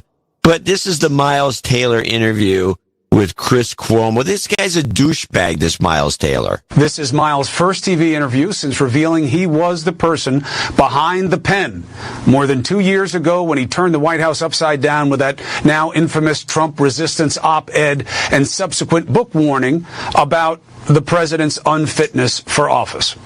The former chief of staff at Homeland Security under Secretary Nielsen was a very big and inside position. What did Anonymous and others actually stop from happening? How worried was he and were others in-house? How many are still there? Insight into why Biden is hitting the notes that he is in this campaign, especially in the final week. And also, why did Miles Taylor conduct himself the way he has? Let's start there. Miles Taylor, thank you for taking the opportunity. Hey, Chris, as always, thank you for having me. All right.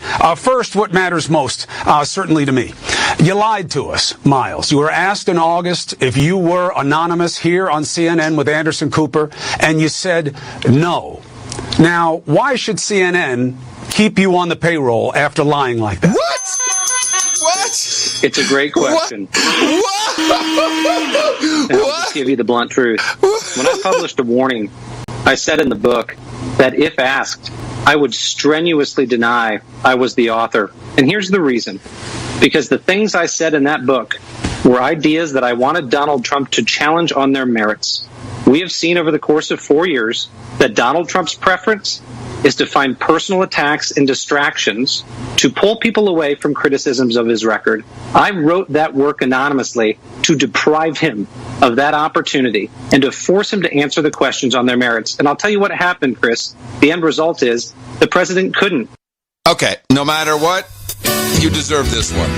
Clip of the day. And you made it clip of the day, actually, with your crazy ass editing, but I just want to go back to the pertinent part in this clip. All right. First, what matters most, certainly to me. You lied to us, Miles. You were asked in August if you were anonymous here on CNN with Anderson Cooper, and you said no. Now, why should CNN keep you on the payroll after lying like that? Wow. He's on the CNN payroll. That's mind-boggling. For now? He also is still on the payroll. Of course he is. So this guy's got a very checkered past. He's a Republican, he says, but he's a rhino of all sorts, the classic nature. Once he quit the Department of Homeland Security after his book deal, which probably got him a good... he'll probably have another book now, won't he? I don't know. Now that you know who he is, he's just a dud. But he went right immediately to Google. He's at Google. No.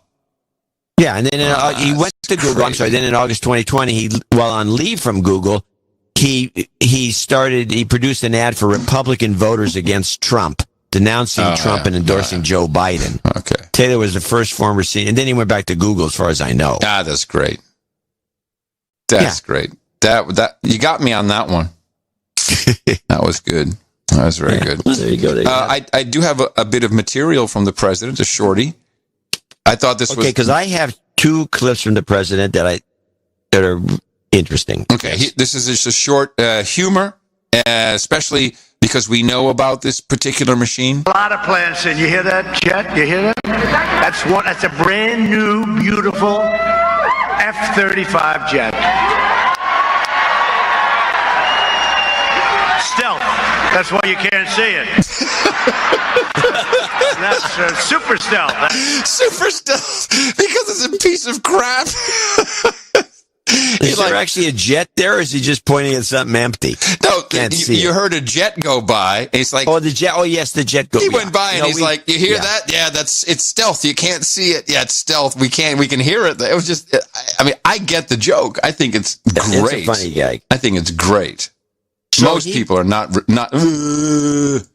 He's lying. Lying. It's not it's a raptor. So he did his third bit in Arizona, or I don't know where he started, but he ended up in Phoenix at the Goodyear place. Mm-hmm. And he, for the first time, he started bringing people up. Oh, yeah. What's up with this? This is new. And so he brought up Rand Paul, who did a great job, and then he brought up Mike Lee, who I want to play last, and then they brought, because Mike Lee is unbelievable. Who was Mike Lee again? Mike Lee's that guy from Utah, the very thoughtful, conservative guy. He was a never Trumper in 2016. He hated Trump. He's from Utah. Was he a senator? Yeah, he's a senator. He's major combative senator. If you look him up, you can do. Oh yeah, Mike Shumway. He's Lee. Hello. Yeah. Well, I'm going to tell you some stuff. Mm-hmm. So meanwhile, he brings up Nigel Farage. Yeah. So I want to play him bringing up Farage. Then you're going to hear something. Come on up, Nigel. He's a very non-controversial person too, right? That's what he's. Come on, Nigel. He's very shy. Yeah, sure. Thank you. Oh, I'm non-controversial and shy compared to you. I've got to say, 4 years ago, I was honoured to come to America to bring the Brexit message, the message that you can beat the establishment. And that is what Donald Trump did. He beat the pollsters, he beat the media, he beat all the predictions. And here's the worst bit, they've never forgiven him for it. They've never, ever forgiven him. They have spent 4 years trying to delegitimize him. 4 years of the Russia hoax. 4 years of the false impeachment. Most human beings under that barrage would have given up. This is the single most resilient and bravest person I have ever met in my life. All right. Anyway, it goes on. It was entertaining, but Mike Lee. So you see this guy, you've seen him in decent hearings all the time. Kind of milquetoasty. He's a slow talking guy. He's milquetoasty. Yeah, milquetoast. So he brings up Mike Lee, and now you realize that what you see in those situations is not the guy out campaigning. Mike Lee. They bring him up. I don't even think Trump expected this. He's in Arizona, brings the house down.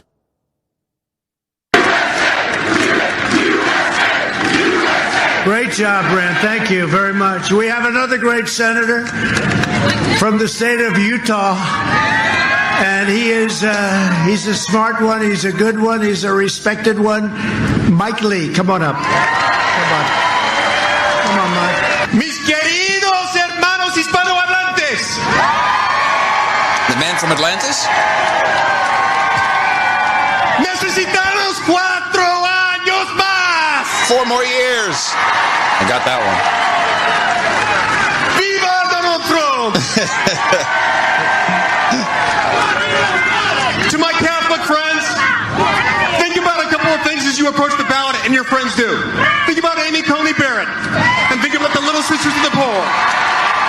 To my Protestant and evangelical friends, we have to remember that it's by the grace of our Lord and Savior, Jesus Christ, that we've had 4 years of prosperity and peace. To my Mormon friends, my Latter-day Saint friends, think of him as Captain of our life. He seeks not power to pull it down. He seeks not the praise of the world or the fake news, but he seeks the well-being and the peace of the American people. Are you ready to stand with me and millions of others who want 4 more years? Yeah.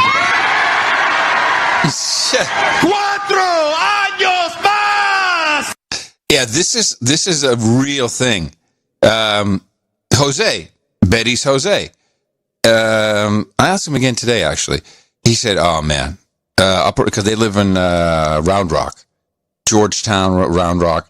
He says all the Hispanic men are going out with their trucks and Trump flags, and they're doing spontaneous parades. He says they're all in. And this is, Mexican Americans. Yeah. This is the all in. And it's interesting, just that NPR had an interesting story. I wish there was audio of it. The headline is, Trump has weaponized masculinity as president. Here's why it matters. And I'm going to tell you right now, that's exactly why he's going to win. Because he's awakened the black American man, the brown American man, a lot of the white American men. And and I think I think it's a good thing. If we can get beyond this patriarchy bullcrap and figure out the right model with each other, which I think is the male-female model personally, but yin and yang, baby. Well, I will say that I was stunned by Mike Lee, and his Spanish isn't bad. Sounds fantastic. I could understand it. He screams it. He screams it just like I'm thinking, wow, I should put an echo behind this. It sounds like Mexican radio. That's so interesting you bring that up. It was must have been Sunday night, and there was some party going on. Where the apartments are, the Section 8. It's not far behind our house, and they were blasting music, and from time to time they'd really make it loud, which is okay. I don't mind that. But there's something about Mexican culture, just like the radio. Even when they turned up the music on the speakers, it was, and they love that sound. They just love the sound. Cuanto, Mexico. They love it. we could be on Mexican radio in a heartbeat. Oh yeah, with your gear. with my gear and your pipes, baby, we're golden. I'm going to show my support by donating to No Agenda. Imagine all the people who could do that. Oh yeah, that'd be fab. Yeah, on No Agenda in the morning. And yes, we do have a few people to thank for show 1290. Yay. And once I get my mouse in the right spot, I'll be able to start thanking them. Starting with looks like Hatch. What is it? Hatch Audio Imagery Design in Dallas, Texas. I go by Hatch. Thank you. Okay. Dame Ladybug in San Diego, 130. That was Hatch Audio's 130. These are all 130s. These are all 130. Thank you very much, donations, for doing the show for 13 years. Raymond Haas in McKinney, Texas, 130. Sir Cal of Lavender Blossoms in Northville, Michigan. Sir Cal. How's it going, Cal? Jennifer in Charleston, South Carolina. Jame Jennifer. Our Dame Jennifer. The Dame Jennifer. The Jame Jennifer. Yes. Peter Chong in Lakewood, Washington. M. Linda Gata in Santa Monica, California. Richard Spasto in Burbank, lovely Burbank, California. Vincent Padula in Brooklyn, New York, 130. He also has a birthday. Says thanks for the awesome content. Happy birthday to his guide dog. I thought we already did that, but I don't remember that. Okay. Could have been part of the bad merge. I remember a Brooklyn thing, but not a guide dog. Yeah, I remember the guide. I think I put it on manually. It's okay. Oh, it could be. It's all good. Dame Zelda of the Turtle Realm.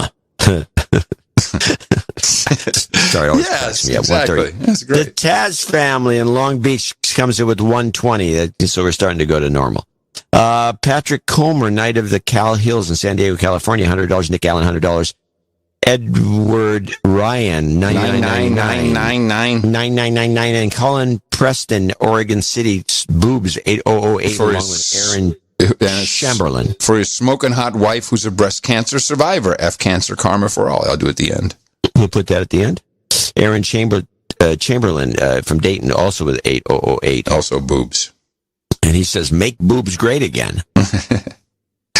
They've always been Sir great. Brian Kaufman, 7575 in Scottsdale, Arizona.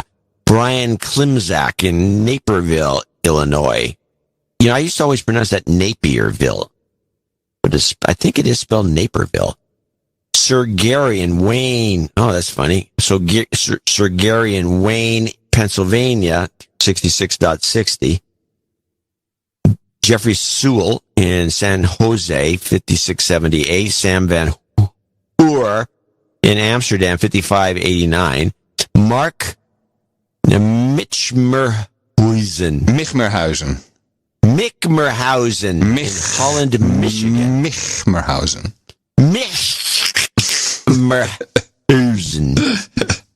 Renee DuPont in Grosse Pointe Farms. She also sent a little note. DuPont. And she's a DuPont. She's a so DuPont. We must read her note. Yes, a DuPont. Was it gilded, the edges of the DuPont note? Almost. There's glitter everywhere. Oh. Let me see what she said. My combustible boyfriend, Michael Goodell, reached knighthood a couple of episodes back. His note was lost and he went unknighted. Oh, no. I don't see any evidence of no. We both love your podcast and talk about the interesting things we hear. I have enclosed his last note. Oh. Okay. All right. Renee, this goes to the next show.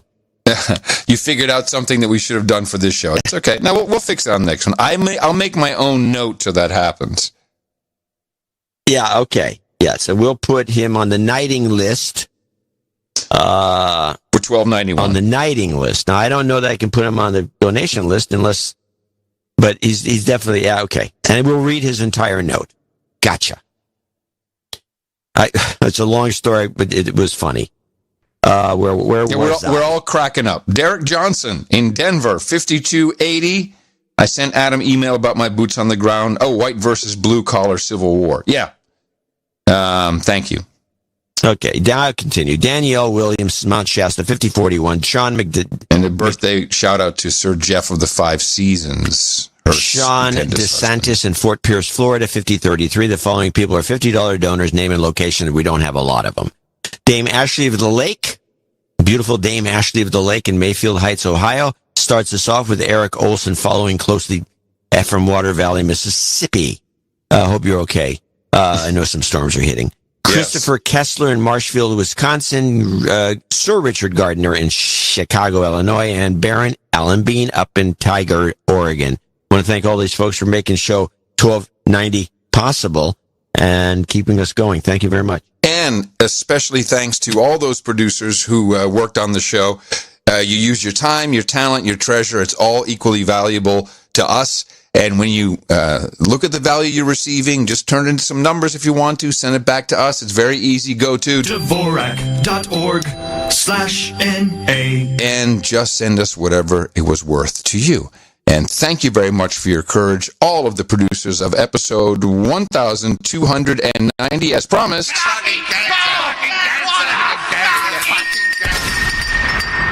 You've got karma.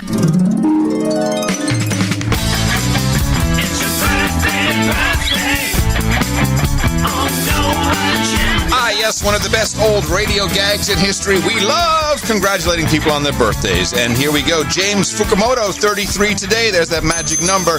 Rob Comby turned 60 on the 26th. Vincent Padula, happy birthday to his guide Dog Liberty, who turned 5 also on the 26th. Danielle Williams says happy birthday to her stupendous husband, Sir Jeff of the Five Seasons. His birthday today. Dame Ashley to Jack, who turns 14 today. Sir Chris to his son Felix, that's Sir Felix to you, who turns 11 today, and Serpentine, Knight of the Red Cliff Peninsula, celebrating. And Annie says happy birthday to Eric Naus, 48 years old tomorrow. And finally, Matt Hurd says happy birthday to his brother Ronnie. They're both big fans of the show. He turns 45 on November 2nd. Happy birthday from everybody here at the best podcast in the universe. No titles, but we do have a nice lineup for the roundtable. So if I can... Wow, I got the gold blade. Woo! Nice. Sounded gilded even. How about on the podium here, Neil Harrison, Kyle Mann, David Eggins, Anonymous, and Stephen Riley. Gentlemen, all of you have contributed to the No Agenda Show, the best podcast in the universe, in the amount of $1,000 or more.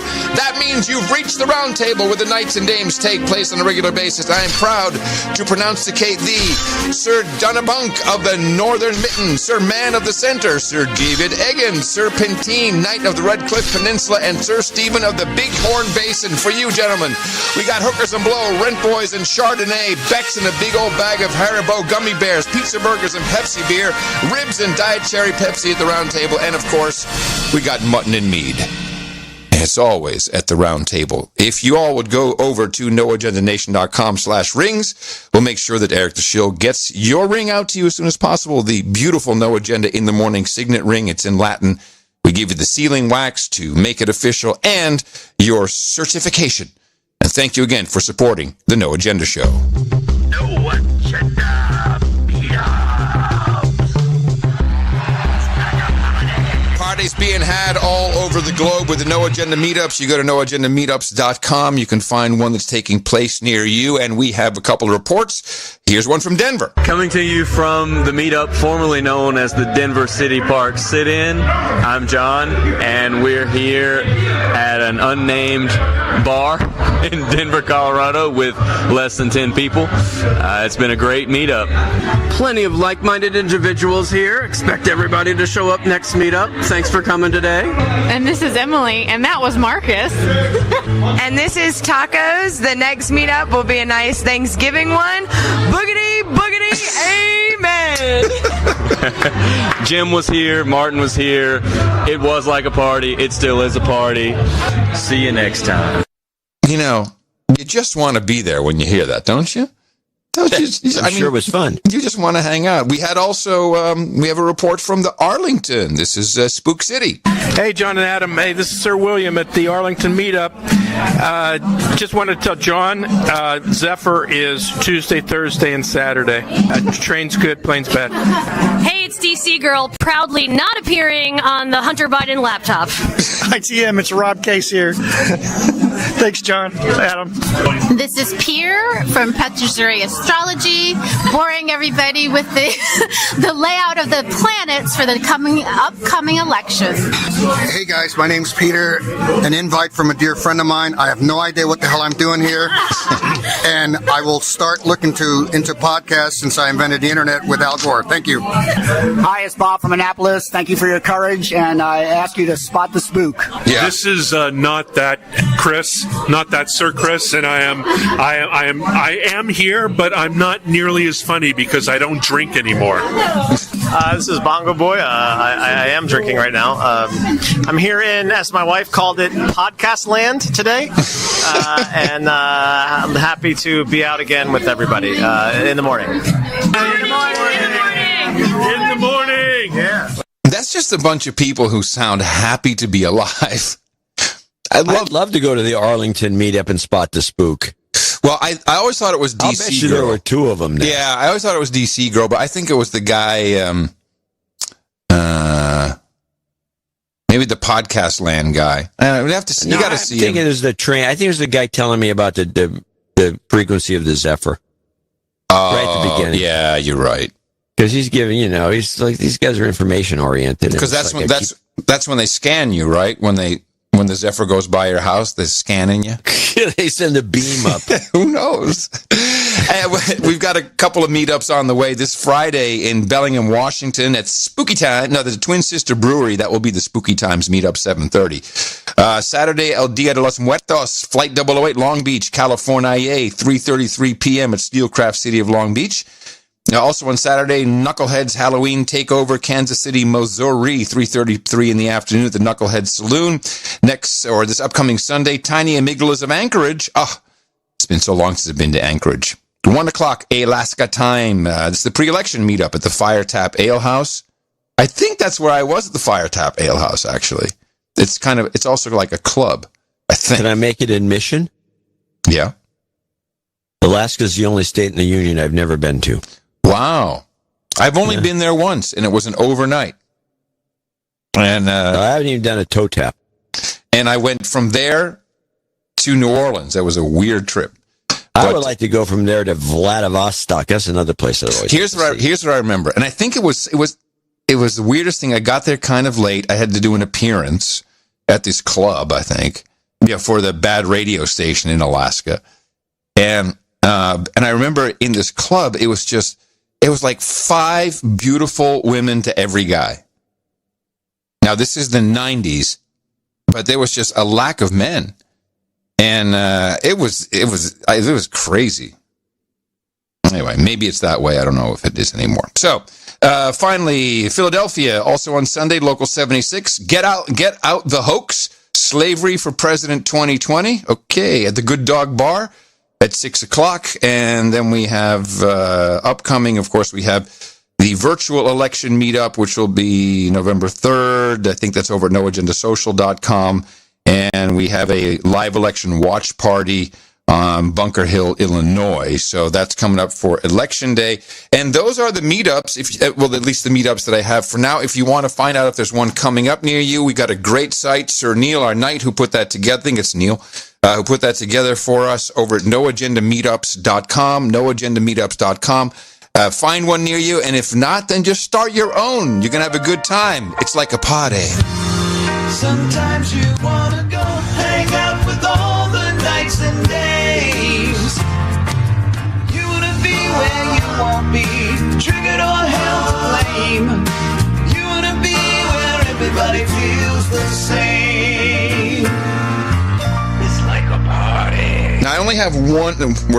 Alert the affiliates, we're long. I only have one more clip I want to play, and then whatever else you have, we can do. Well, I have a couple of things to go by. Okay. I do have one. I have a couple different. I have some classics I wanted to play that marks our 13th anniversary. I got some 2009, 2010 clips, a couple oldies that bring back memories. Okay. And I also I can play this on Sunday, which is Mindy Robinson bitching about the ballots all over Nevada floating around, a mail-in thing screwing up, and that was got her kicked off Twitter for a while, I believe, or Facebook. Oh my, that's kind of interesting. But play what you're doing, and then I'll. And I also have the clip of Chuck Todd on a sports show going on and on about. This is actually a good clip to play, except it's 2 minutes. I just would rather play it the next Sunday shows before the election. It'll be better. I'll play it then. Okay. But I want to play these classics. All right, so why don't we do a classic, my clip, and then a classic, and we're out? I have 4 classics. Yeah, but we're at 3 hours and 11 minutes. I mean, what's going to happen? You're going to say, how long was the show? And I'll say, it was like 8 hours, and you'll be mad at me. 9 seconds. I know, but they gave us credit for being a 3.5 hour long show. Okay, well then we got Podcast Business Report. Did you see that? We got Broadcast Business Report? No, Podcasting Business Journal. We got a nice shout out. We got a shout out on Pod News as well. Yeah. Pod News. Yeah, Pod News. Hey, Pod News is the shizzle. That's James Cridland. He's in Australia. Yeah, Pod News is pretty good. I like Pod News. Well, let's start with this one then. Let's start this 2000. This is from 10 years ago. Uh-oh. And I want to ask people out there, if it was getting so bad 10 years ago, whatever, we talk about the news media being full of crap. Whatever happened to this story and the way it was played, if you recall, months on end, classic bed bugs attack. Sorry, I thought you were going for a different clip. Yes, this was classic. Coming up, it's a feeding frenzy on the move. Bed bugs are giving people nightmares. Over the last 10 years, their population has been exploding. Tonight, we know why the insects are crawling out of beds and into movie theaters and classrooms and more. Man, there was day after day of bed bugs showing up in classy New York hotels. Oh, it was nonstop reporting on bed bugs, and then it just went silent. Yeah. And if you listen to the beginning of that report, it said, well, the last 10 years, they've been tripling and quadrupling. Well, they should have taken over by now. Yes, but no, we don't even hear about them. They should be running the joint. Okay, before you play your clip, let's just play this little shorty.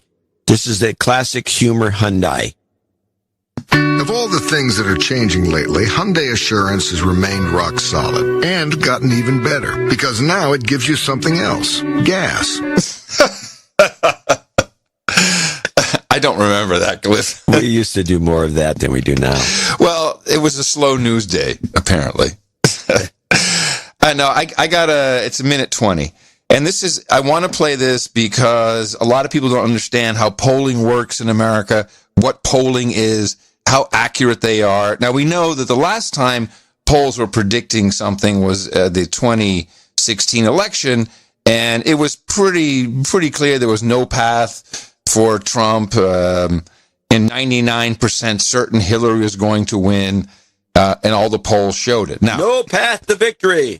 No agenda rule is the closer you are to the actual election day, the closer the polls draw together because of advertising. Now, obviously you want to have a horse race and make it all exciting and keep people watching. But this year is different. This year they've gone all out.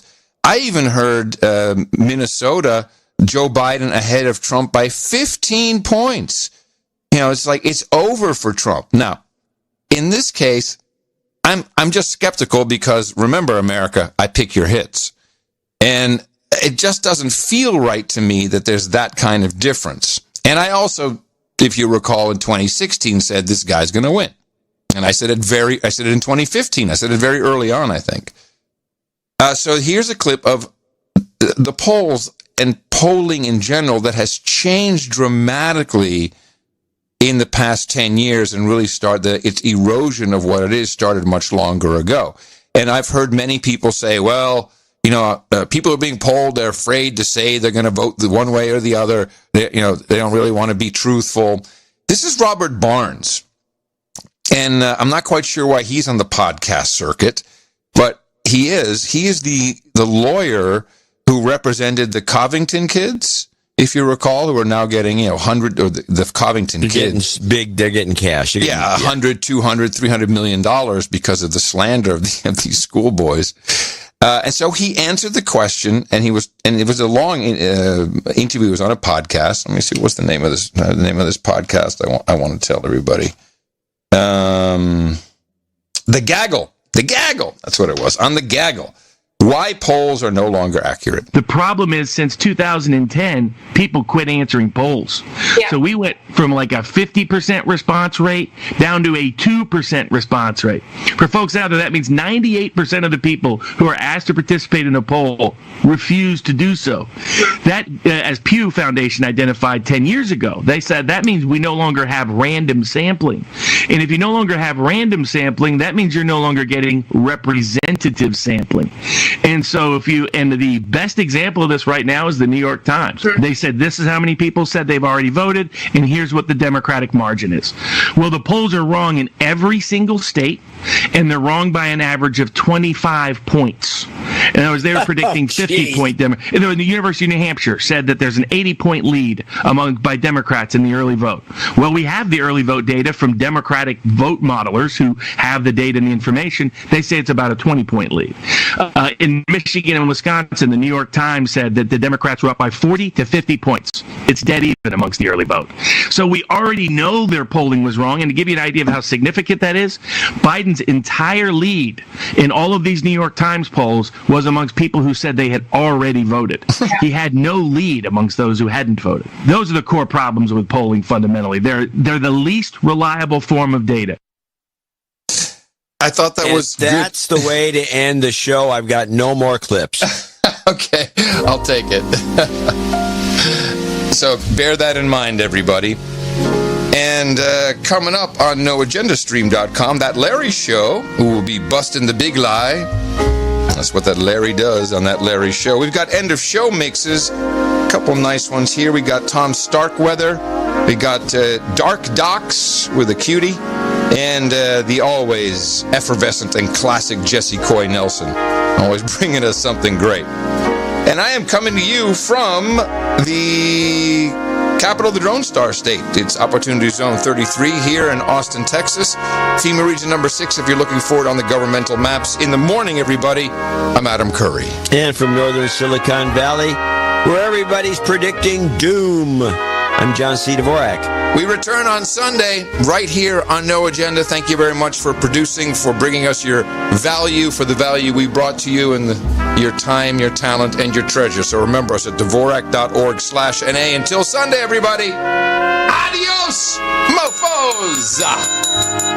And such.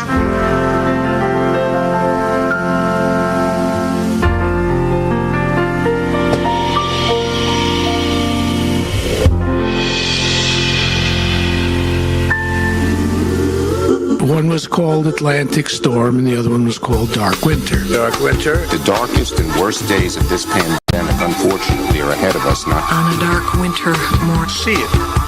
Look at it. Go through all the processes. And by the way, we're about to go into a dark winter. The recent dark winter exercise is a very dark moment. You want to see something really scary? You bet. Okay, this is really, really scary now. I trust you. Consider the case of Jeffrey Toobin, a deeply respected writer and television commentator. He is going to do this again. On a Zoom call, that something evil's lurking in my pants. Guilty. Drip, drip, drip. Under the desktop, I think I saw something that got me hard. I try to shield, but CNN just makes me want to be naked.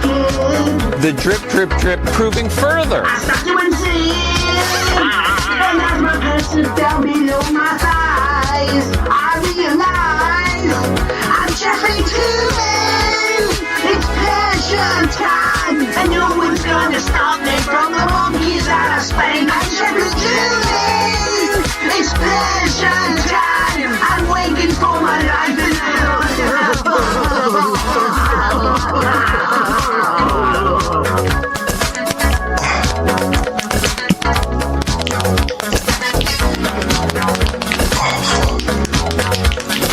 What are you doing?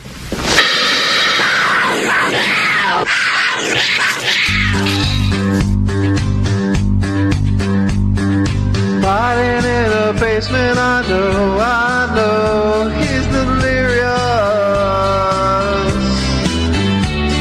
Hunter and his laptop, I know, it's really serious.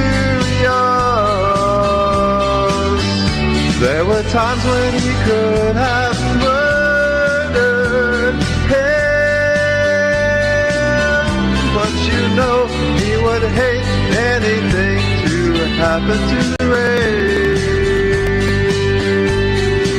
For the White House, do you really think that he will pull through?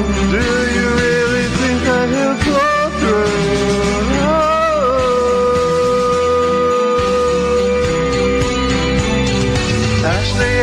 Journal, I know, it's the barrier. Bye, fighting, goodbye. There were times when he could have strangled her, but you know he would hate anything to happen to race.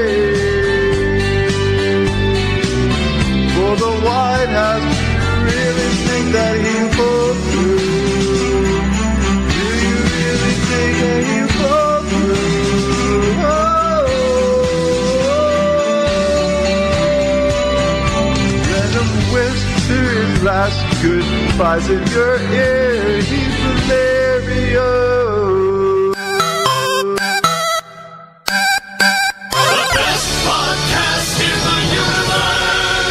Adios, mofo. Dvorak.org/NA. First time I've ever pulled it out. No Agenda Live. High quality podcasts. You're listening to the No Agenda stream. This is Nick the Rat, and I love the No Agenda stream. The best podcast, information, and entertainment stream in all streamdoms. There's a lot of streams out there, but this is the best. All kinds of stuff is going on right now. We're on the brink of a do-or-die election. Philly, Seattle, L.A. are still having riots. I refuse to call those civil unrest. That's a bullshit term. Many places are still in lockdown. In short, America is in more turmoil than it has been since the Civil War. And a lot of people think Civil War II is in progress. They might be right, but no matter what happens, you will still be you. No matter who is in the White House or whatever city is burning or news story is white hot, you still want to be the best version of you possible. And no matter how smart you are, it all begins with the physical you. Are you all you want to be? Whether you want to drop 10 pounds or 100, or bulk up and be more formidable, feared by men and desired by chicks, this is your episode. The Safari Park. You're killing me, Larry. Hello, Larry. Hello, Larry. Hats off to Larry. Larry. Fucking Larry. Larry. Larry. Larry, get into bed now.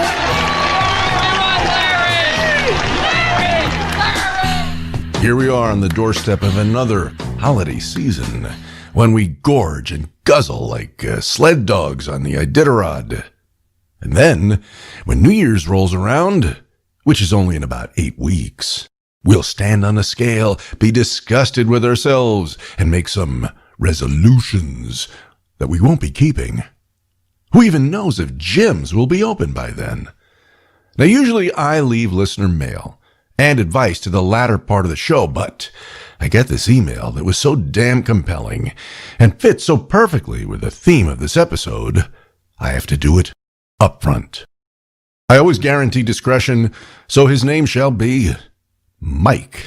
And though he preferred to remain anonymous, as always happens with our fantastic listeners, he urged me to share his letter with all of you, that some of you might benefit. Does this show have the coolest listeners? Hell yeah, it really does. Here's what Mike has to say. Hey Larry, long-time listener, first-time writer. Your show has been a source of guidance to me. I'm wondering if you might be able to tackle a topic at the TNS Dojo that I haven't heard yet. Wait. I am what most people would call a fat fuck. I'm not talking LA chubby.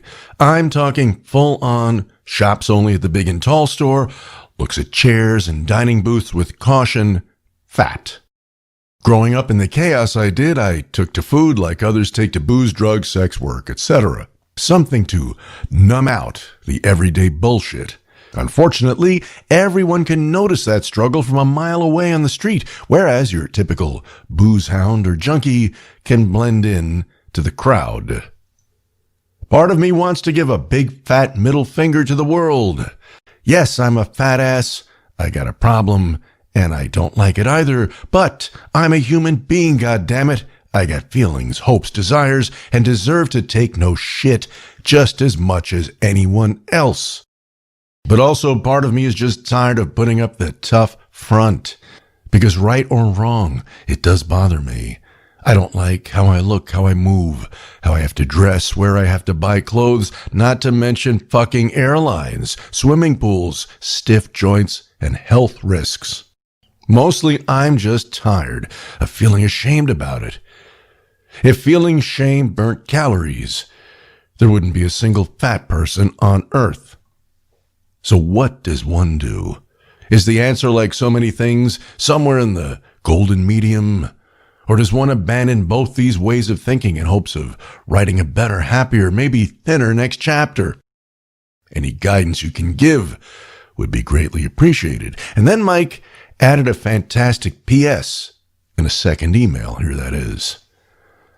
I bet more of your fans than just me struggle with weight in this day and age, and they could profit greatly from your wisdom if this were to go to your podcast.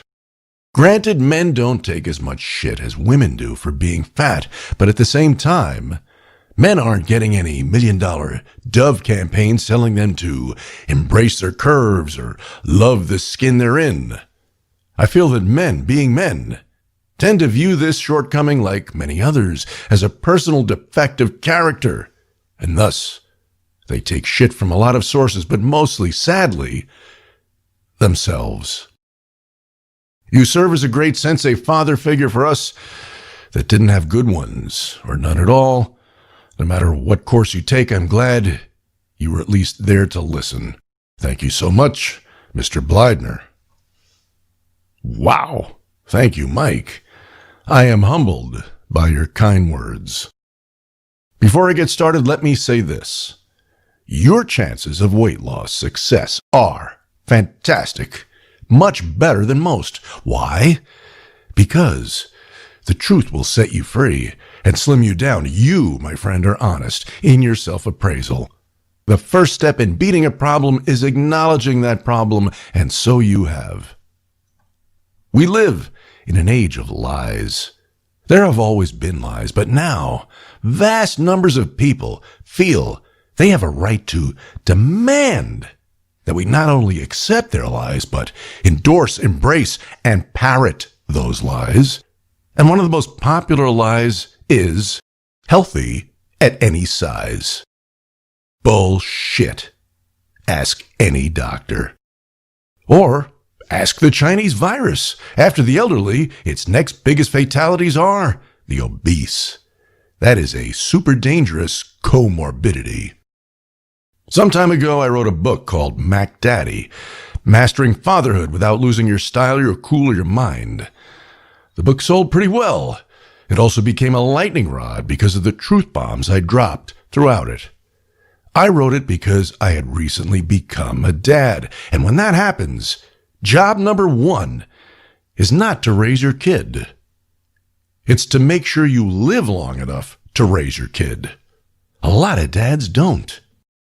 And when their demise is self-orchestrated, well, that's a hell of a tragedy.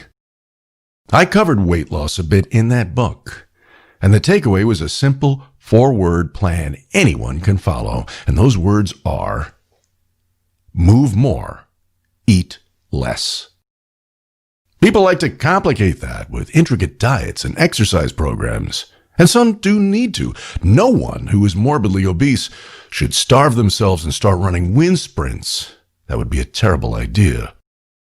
But the essence of weight loss, the foundation of it, is those 4 words, with a program tailored for you by a doctor or nutritionist, someone who knows their stuff.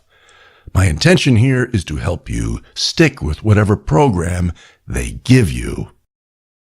Obesity is a product of a sedentary life and overeating. And American obesity is a newer phenomenon. And it seems like it's a very American problem. When I visited Europe 3 years ago, I saw almost no one seriously overweight. Grab your laptop or tablet. Don't Google. Google is a commie outfit that tracks you. Instead, do a DuckDuckGo image search for crowds, at ballparks or world's fairs or anywhere in the 20th century up until about the 1990s. And when you see those images or videos of crowds, look for fat people.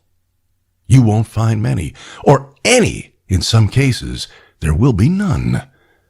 Obesity used to be really, really uncommon. Health officials say 43% of Americans are obese. Why would that be? What changed in the last 30 years? Some blame fast food and processed food. Could be a factor. But there was plenty of that crap around in the second half of the 20th century. McDonald's, Burger King, KFC, they've been selling us robot shit for a long time.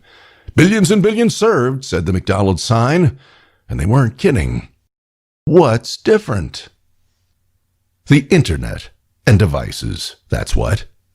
Cell phones, tablets, laptops, social media, video games. We've never been more sedentary than we are right now. Plus, so many jobs are done on keyboards and telephones. We spend lethal amounts of time sitting on our asses, immobile. And now with this lockdown bullshit, watch obesity skyrocket even more. Is it a coincidence that the world's richest corporation is Apple? If only we bought the fruit and not the phones. In my grammar school, in the entire school, which probably had 6, maybe 800 kids, there was one fat kid. One. Sure, there were a couple others that were a little chubby. They had a name for those guys back then. Husky. But there was only one fat kid, and his name was Alan. Nice kid, no mean in him at all. And sadly, his fatness came to define who he was. He lived up to that stupid myth that fat people are jolly. And he was mercilessly mocked, and since he was too fat to kick anyone's ass, he took on the persona of Fat Clown. He laughed at himself, his own humiliations, constantly. It was awful. He became a living punchline. He was anything but jolly. Alan was the stuff that suicides are made of. There was also in my school one fat teacher. This dude was big, about a quarter ton. He taught 5th grade, and in the lower grades, everyone would ask about him.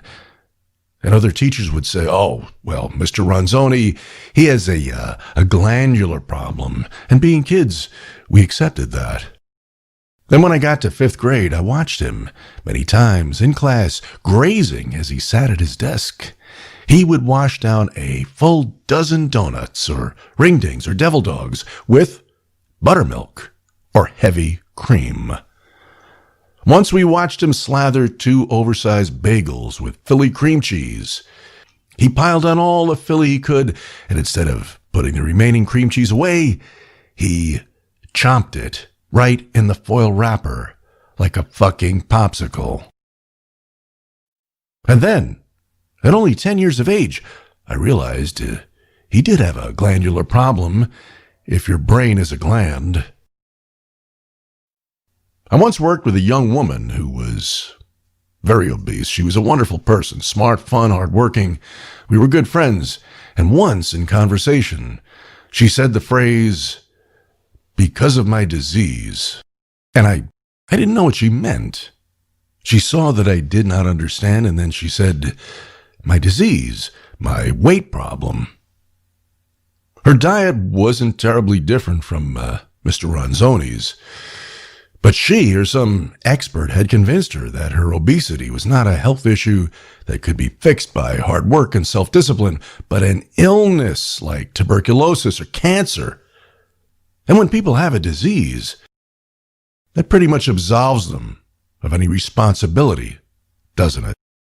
Same as when alcoholics and drug addicts claim they have a disease.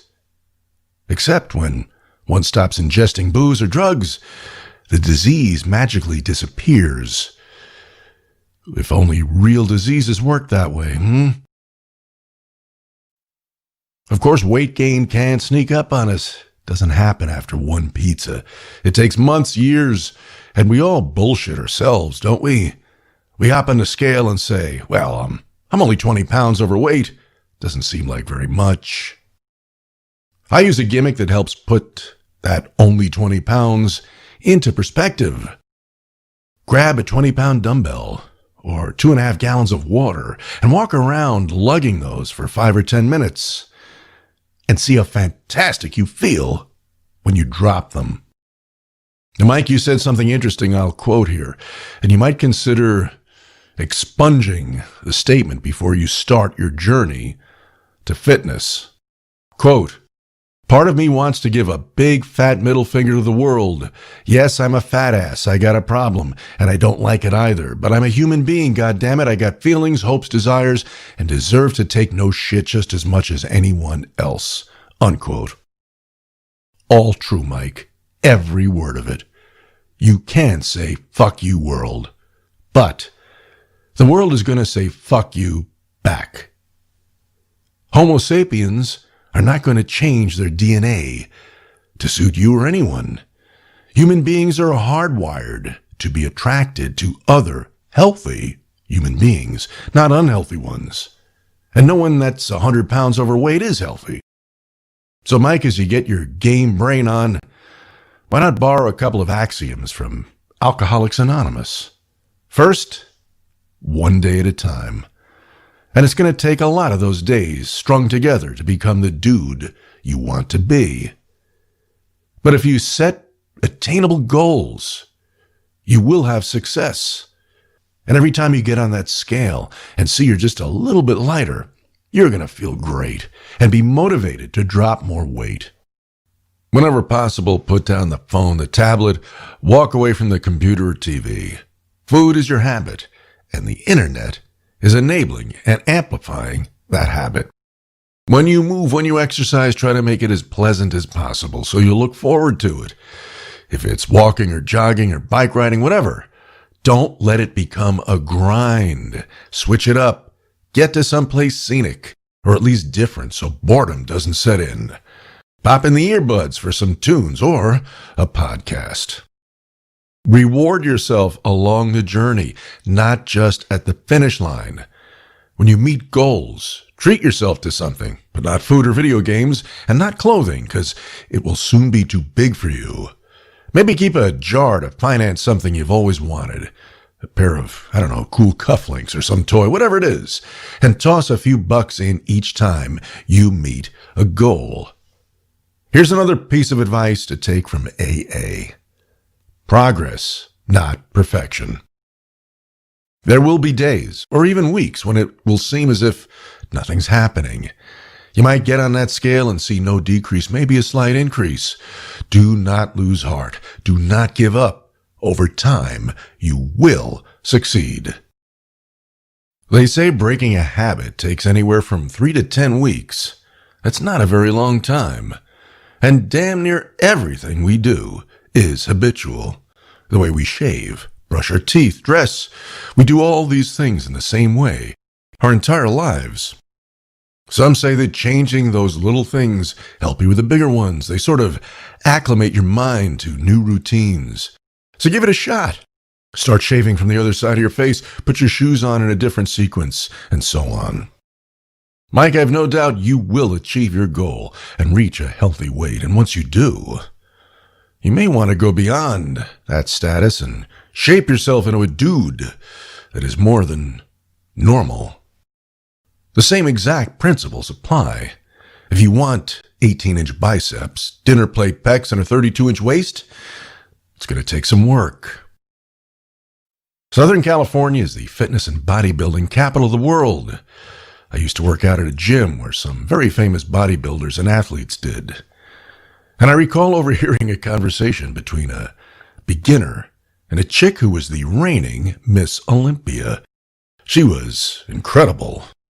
And this very out-of-shape beginner asked her if she liked working out.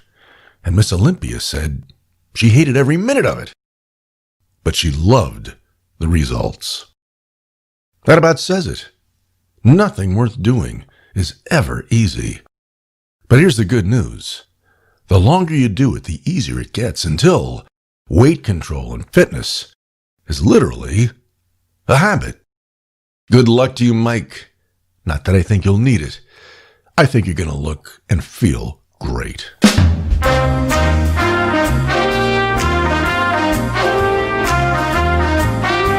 Hey, thanks for hanging with me once again. It's always great to be with you. The election is less than a week away. Don't forget to vote in person if possible. Those mail-in ballots are much easier to fuck with. Stop by the show page for more comment and commentary at thatlarryshow.com. There you'll also find an archive of 279 other episodes. Click the subscribe button. Apple, Google, whatever you prefer. It costs nothing, and that way you never miss an episode. Now, I know I promised a new bonus episode before this one, but a couple of things went sideways, and so it will be a smidge late. It's my third interview ever with the most feared man in podcasting, the infamous Carl of the show, Who Are These Podcasts? Carl listens to the shit shows and then mocks them mercilessly. It's a fuck ton of fun. In the interview, we get beyond the shows and into the hot zone of doxing, death threats, and what happens when co-hosts lose their shit. It will be available only at patreon.com/thatlarryshow. Follow this show on Facebook and Twitter. The moment Carl's episode drops, I'll announce it there and you can have a listen. And oh yeah, it's almost Halloween. Last week's episode featured a sexually charged Halloween party of my dreams, along with maybe the pointiest, most wicked-looking chick of all time. Both are waiting for you at no charge at thatlarryshow.com. My friends, whatever battle you're fighting, weight loss, employment problems, loneliness, maybe a romance gone wrong, you can win that battle